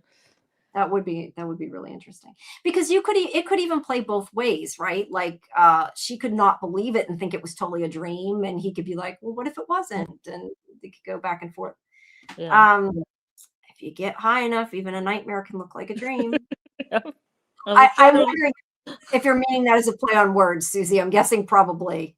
maybe the Uh, showrunners mean it as a play on words. they might, yeah, they might. So maybe they need some more mushrooms, right? I gotta say, it kind of makes me think like if it's so miserable there because of all these monsters, maybe they should all just take mushrooms. Oh yeah. They'd be a little bit less upset, right? That could Hmm. be a not bad thing. Chill everybody out a bit. Okay. So he says it's sorry about Roger. And Boyd's like, can't you give me a minute? And Cautry's like, sure, take as much time as you need. It's not like there's murderous dolls that climbed out of the lake and attacked people. So that was funny. But Boyd asks him if what Tabitha said about people's fears or nightmares becoming part of the forest after they die is true. Now, this confuses me, like why he asked, like, especially kind of the back and forth of, is he real? Is he not real? Is he part of Boyd's psyche? Whatever. Boyd asks him this, and it kind of surprised me that he gave him an answer, regardless of whether he is or not, because, okay, if he's part of Boyd, then that was Boyd's answer and it's irrelevant.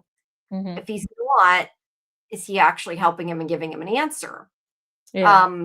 Or is he lying? I guess, I mean, for all we know, he could be, but yeah, I question, like, if he is real, how would he even know that unless his nightmare came true? I mean, I think we had, I don't know if this was in here with the watch party, but had mentioned something about, like, you know, maybe his fear was not, I think I had said part of that too. I forget who I was talking to though, about like maybe his fear was not moving on and going to heaven or something because he's religious, you know? So like maybe that's part of why he's still walking around. I don't know. But I don't know how he would know the answer to that if he's not like around watching what's happening, which he seems not to be since he was asking Boyd questions earlier. So that, yeah, that just adds to my confusion a bit there. Oh, yeah. Boyd's fear is the dead coming back as ghosts, but Boyd is not dead, so I don't know. No, it's just, I think, I don't know. I think he kind of likes Abby being a presence, though, at times. Oh yeah, I'm sure it could help him. It could not help him. I don't know, but I'm not sure. Yeah, I mean, it seems like Cautry's trying to be helpful at any rate in these scenes. But he does say he thinks, yes, they're part of the nightmares come back. But when Boyd says the tip of the spear, and again, Cautry's like, what?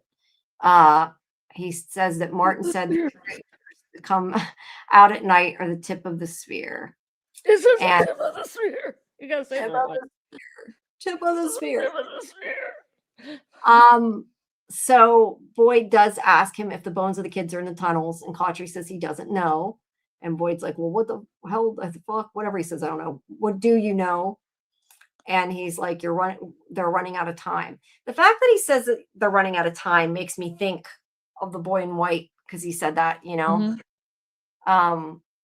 And makes me wonder. I think that might change things a little bit, you know, because that's what bothered me with the first scene. It's like all these people are like, we don't have any more time. We don't have any more time. And then Boyd is like, you know, angry at Jade. And I'm like, what? Yeah, you're running out of time. But it makes me think maybe it's the same entity as the boy in white, you know? I don't know. Susie says, it appears Martin was definitely the man in yellow, I think, but what does that mean for the blood stuff? Why aren't Boyd and Ellis shapeshifters, or could they be at a time? I don't know. I've said before, I think Martin is Martin. I think people got too focused on who is Martin, but that's my own opinion. Maybe running out of time because someone's about to wake up from a dream. I don't know, but it better not all be a dream. I thought the showrunner said it wasn't a dream. They said it wasn't, so I'm gonna have to believe them and hope that that's true. But anyway, Cautry won't answer that, but he does say they're running out of time. And Boyd asks how he's supposed to take people down in the tunnels if he doesn't even know what Jade saw is real. And this is where Cautry says sometimes you have to take things on faith. So it makes sense he's the one saying that, if it's him. But Boyd says, no, not something like this. And he goes and gets the hammer, mallet, whatever you want to call it. And looks at Roger for a little bit. Yeah. I like this shot there of him walking with the hammer. I call it a mallet. It's really a hammer. He goes up and he starts smashing the wall. I don't know whether he is you know, swearing at the wall, if he's swearing at Jade, if he's swearing at the town. I don't know what a little bit of everything. A little bit of everything. Yeah, he's like, Boyd's just getting it out. He's getting it out. Yeah, he is. He's screaming, he's swearing, he's getting in his anger out. It's like the rage room, right? But yeah, he's like, if you want me to believe this, show me a dang door. And Jade comes running in because he's the only one that's paying any attention, and comes running in, and like he breaks a hole. Nobody else hears this, obviously. Nope, nobody hears it. I don't know why I was thinking like Donna reacted, and I think I made that up, and that was me thinking that because I don't think she did, but I don't know. I'd have to go back and watch it because he wasn't in the room with her when he did. That doesn't even make sense. I don't know. Maybe I fell asleep watching it, the watch party or something, and thought that. It's a cycle. The only real query the man in yellow gets shaken over is when something happens that is not part of the program. The crows at the funeral, the idea that Jade and Tabby came in the same car. Well, they didn't, but yes, she does ask something about that. That's true. His jeans are blue, but he took off his blazer. I'm assuming you're meaning Boyd. Yeah, I don't know. I'll be honest. I've kind of stopped looking at the color of their clothes just because everybody wears yellow, and I swear they're doing it to troll us. That's why I'm saying that. Only for that reason, as I feel like they're trolling us too much. Just strong color theory out the window. No, just with their clothes, because it's like constant. I mean, like Boyd and Ethan are always wearing yellow. So I don't know. Also, you could say that like Julie and Sarah are painting a wall that's green and earthy to a more spiritual color purple. Yeah, true. No, I'm not. Yeah, no, I'm not saying all color theory. I'm just saying with the clothes. I kind of yellow. No, well, just the clothes. I meant the clothes, but yeah, I guess specifically the yellow. It just seems like it's overkill now. Everybody has a little man in yellow inside them. Maybe, but it also, I just realized now, is that we were asking about like, was it the lighting? Was Jade's shirt yellow? And I just realized like that animation's still there, and I didn't even think about it. Yeah, the animation's right there. Yeah. Yeah, that has the color. Which also reminds me, I never changed it back to Boyd. I intended to and forgot. Oh well, that's kind of Jade. There's Jade in this one. There is Jade in this one. You gonna do a Donna? You gonna do a Donna for the? If I had time, I was gonna do Donna before tonight, but I will have it before Wednesday for sure. Cool. Let's see. Seems like he's yelling at Cautry, who tells him to take it on faith, but then he kind of gets used to it, kind of uses it to get his wawas out. Bit of a rage room to take out his frustration. He does. Oh, and they're talking about the sledgehammer. See, I don't remember seeing that in a promo, but again, I don't look for the promos. The only promo I need to look for is where they used my name again and find out, because I never did find out. All they said was it was a national ad or something, and I got to see if they can tell where, because I never found out where it was. Yeah. All right. So the point is, they break through and they stare, and it takes us a second. We get to see their reactions first, and then there is a door. Kind of looks like that says SS there a little bit. That's just me. Says what? I said it kind of looks like it says SS, but I think it's just me noticing weird shapes in the rock. So I wouldn't take that as anything other than I just saw something weird. Yeah. But Jade's like, what the hell? Like he's shocked too, which is actually kind of funny because Jade's the one that believed this, and even he's shocked it is actually there. He's like, oh, like shit, it's really there. So yeah, there we go. So there is a door. Let me go back to the Cautry thing. I'm going to end the poll. 39% of 18 votes think yes, Cautry's in Boyd's head. 61% think no.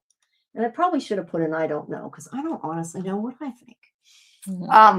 But that's the end of the poll. But yeah, they found a door. So what does that mean? What are they going to use it for? Why was it behind it? Sorry, what? What's behind that door? What's behind the door? Why was it walled off? I'm more concerned with why was it stoned off? Like undid it.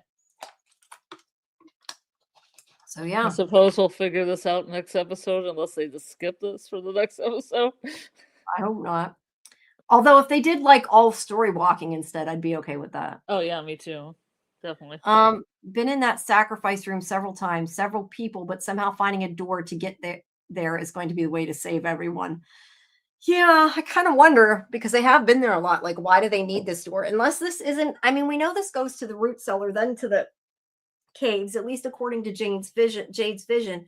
It kind of makes me wonder, like, if there's something else and like it's not just, to the chamber and there's something on the way, maybe that's important. I don't know.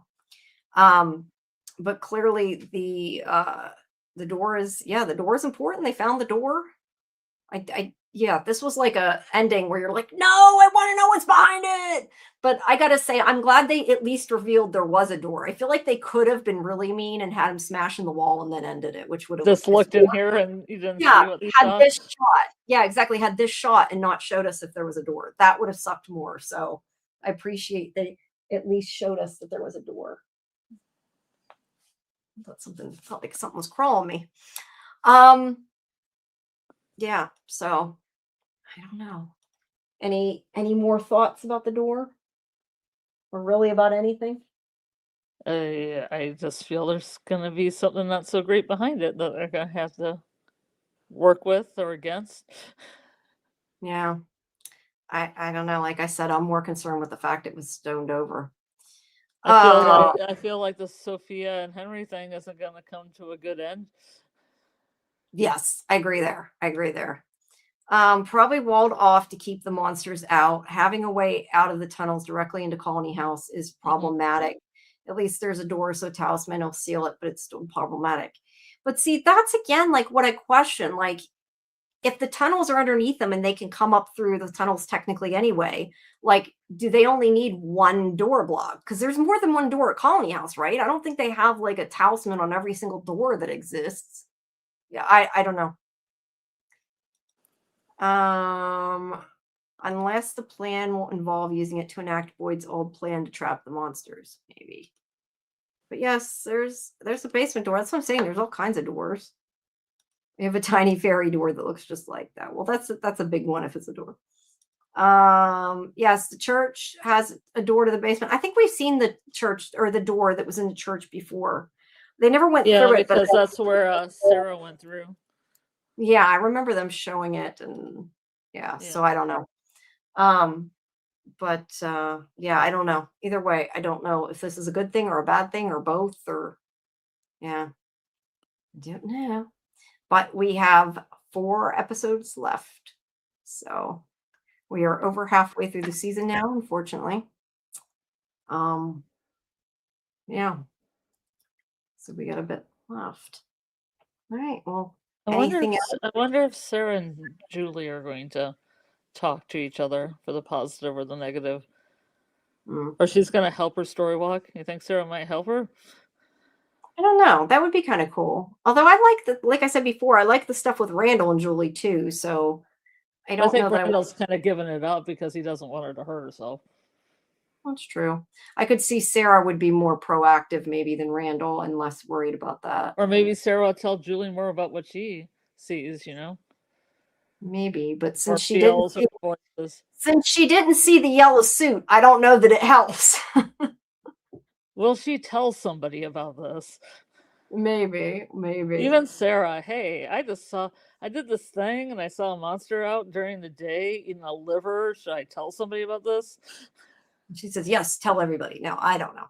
Yeah. No one remembers the fishbowl. I remember there was a drawing. I don't remember much about it. Like a snow globe. Oh, yeah. I do remember thinking there was a snow globe too, but I think that might be 2 different drawings. I don't remember for sure, but I mean, as I keep saying, I want to do some kind of breakdown at some point on all the drawings, but I'd have to find them because even though the pictures over the internet, I still have to go through and get screen captures to get clear pictures. Someday, if I have extra time, I'm so behind. You put them in the right order, you'll know the story, and you'll know how to get out. It might. I definitely would like it. What? That's what Ethan said. When did Ethan say that? Probably, I'm gonna guess 2nd season. I don't know exactly because he was like, all the drawings make a story, and it's like when he's at the table and he finds those kind of gross drawings, but then Tammy's kind of like, please don't look at those. But he's like, we just have to put these pictures in order because if we put the pictures in order, then we'll know the story. You know? Oh, okay, something like that. I thought Yeah, he didn't I think say it was that. season 1 now that I think of it. Yeah, but I don't think he said we'll get out. I think he said it tells a story. That yeah, I do remember him saying that. But Yeah, I but I don't think think it was along those lines. There was something said that, if we finish the story, then we'll know. yeah, it could imply that. I thought you Could meant have for been he Megan's drawings too. I mean, I don't know. Megan You had know, drawing? Megan, yeah, like one guy brought, like Tabby brought them to the priest too. Oh, right, yeah, that's right. She Yeah. brought the I forgot about that, yeah. I didn't know if that was like a mixed bag of drawings or just Victor's drawings or what that was. I don't know, it was whatever was in the house, but, Yeah, no, it was Sarah's house Victor hid in as a kid, or always hid in as a kid, so it can't yeah. be I mean, that. she could be hiding here the whole time if she's a good, plays hide and Mhm, seek well. I just mhm, imagine Eloise's being places. yeah. Just Whoa! I sneaking guess and whoever didn't like it started liking it. We got 100% now. oh, So, thank you guys. I'm glad if you amazing. for Bring some it reason around. didn't like it, that you changed your mind. We appreciate it. If you guys can leave comments after the live is over too, that always really helps the algorithm, and I know a lot of you do, and I always appreciate that. Um, yeah, I'm trying to think if there's anything else. Yeah, I don't know. Anything else you have to add, Scarlett? Uh, I mean, this is the things I always think of. I hope Acosta gets a clue, finds a clue. Yeah, I hope What he's are these? Some of these other stories? A Gollum. I hope that Gollum gets animated somewhat soon. I mean, there's only 4 episodes here. I hope Smiley comes back. I mean, his whole like "you complete me" with Fatima, or the saying anything with the jam box over his head. In your eyes. I mean, there's eyes important to from. that's funny. Or she writes truth, like even the like Hebrew word truth that has an X, that has a LF, which looks like an X in the Hebrew language. It means truth, and to stop it, you take the X off of it, like an X marks the spot, and it means death, and it stops working. And Yeah, also that the fact when golems are animated, they're kind of clunky and they're kind of a little stupid, and they won't. You have to give them very very strict directions, or else they create chaos. Okay, cool. I don't know. You said that fast, so I'm not sure if you were exactly saying what I thought you were, but I know in X Files they erased the mark from its head and it made it quit. It made Okay, it there's a die. Hebrew letter called Aleph, AF, Aleph. Sorry, I'm really tired, and That's okay. it looks like an X. It looks vaguely like the X that Storywalker Fred has in the book. Okay. But if you Interesting. put it with other letters in the word truth, there's a Aleph. I hope I'm saying this right. I'm so tired. Aleph there.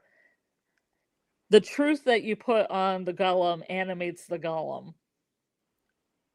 To deactivate the golem, you take the aleph away, and the word that's remaining from truth is death. Okay. Yes, that's what was happened in X Files. That's what I thought you were saying. That's why I was trying to make sure I understood what you're saying. Yes. Yeah. But I didn't know that. I didn't know that that was like a thing. I thought that they made that up. I didn't realize that that was really Or what they they can did. put a paper in its mouth too, which is interesting with all the bookmarks and stuff like that. You could put maybe that symbol on a piece of paper and put it in its mouth, and it might do something. Yeah, I've seen stuff in their mouths and other something I seen, but yeah, the golem I remember that they drew the symbol and then she like wiped it off or whatever. Yeah, and Um, Susie brings up the ancient Egypt stuff, and now I'm like thinking, what does that have to do with from? Because there was 2 of those references right away. yeah, yeah. Yes, guys, if you want a talisman discount, you can use We Love Dieter and Rabbit Tree Designs and get one. Thank you for that. So I forgot. I was like thinking you couldn't put the link, but you can see it on YouTube. It's just you can't see it in StreamYard because it's StreamYard and it's dumb. But you can in YouTube. Well, I guess unless you have any more to add, I will just say to everybody, please make sure you like the video, hype it if you can, and subscribe to Sci-Fi-Vision. And importantly, please make sure that you join our Discord if you're not a member to stay up to date on all our interviews and everything else. We almost have 300 members, so it'd be really great if we could get the rest of that. And yeah, it's always appreciated. But come in Discord, talk to us, join our watch parties. Tomorrow at 10 Eastern, we have our From review. That'll be me and AJ. Karen is still not back. That's at 10 Eastern tomorrow. Well, tonight, technically, Monday. And then Wednesday at 7 p.m. Eastern, again, we have Liz Saunders coming live to answer your questions. So make sure you're around and you're in the chat. You can ask her what you want to know. And then Thursday at 9:30 p.m. Eastern in Discord, we have our watch party for Widow's Bay, and our live stream with me, Scarlett, and Jen is at 11 Eastern. And we usually also play, Tuesday. I skipped Tuesday. Sorry, Tuesday. Pretend I did that in the other order. Tuesday. I thought you said Tuesday. No, I said Monday, and then I said I jumped to Wednesday. Tuesday at 10 Eastern, we have our Fandom Access show where we review Widow's Bay. It's not the deep dive. And we're also going to be talking about the boroughs. That's Tuesday at 10.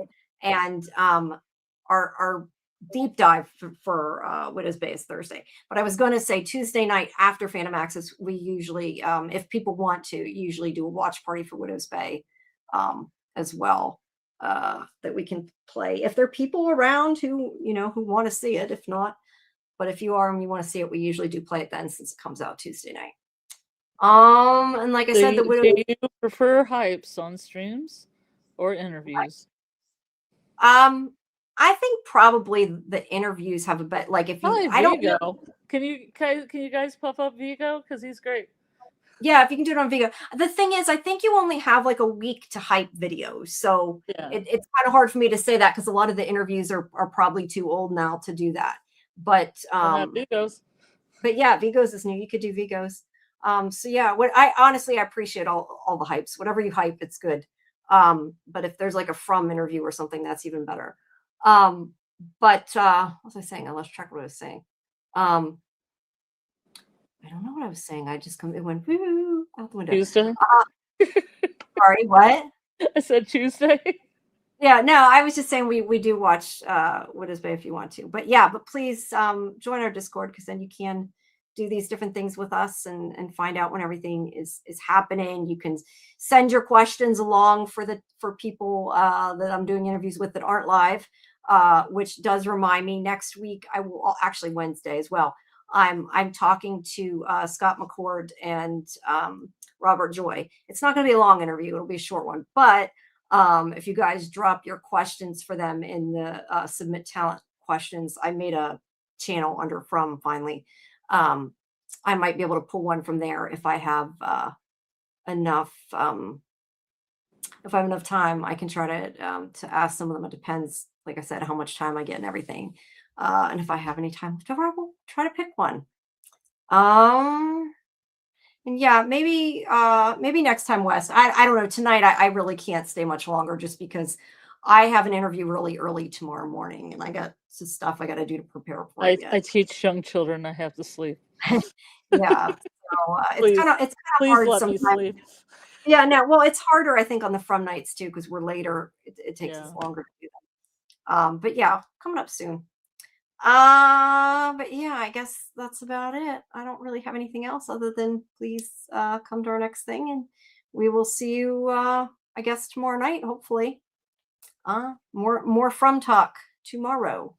But yes, thank you if you are here and you're watching. We really appreciate it, and yeah, we will see you next time. So thank you. Have a good night, everybody. Good night. Don't snore. Don't snore.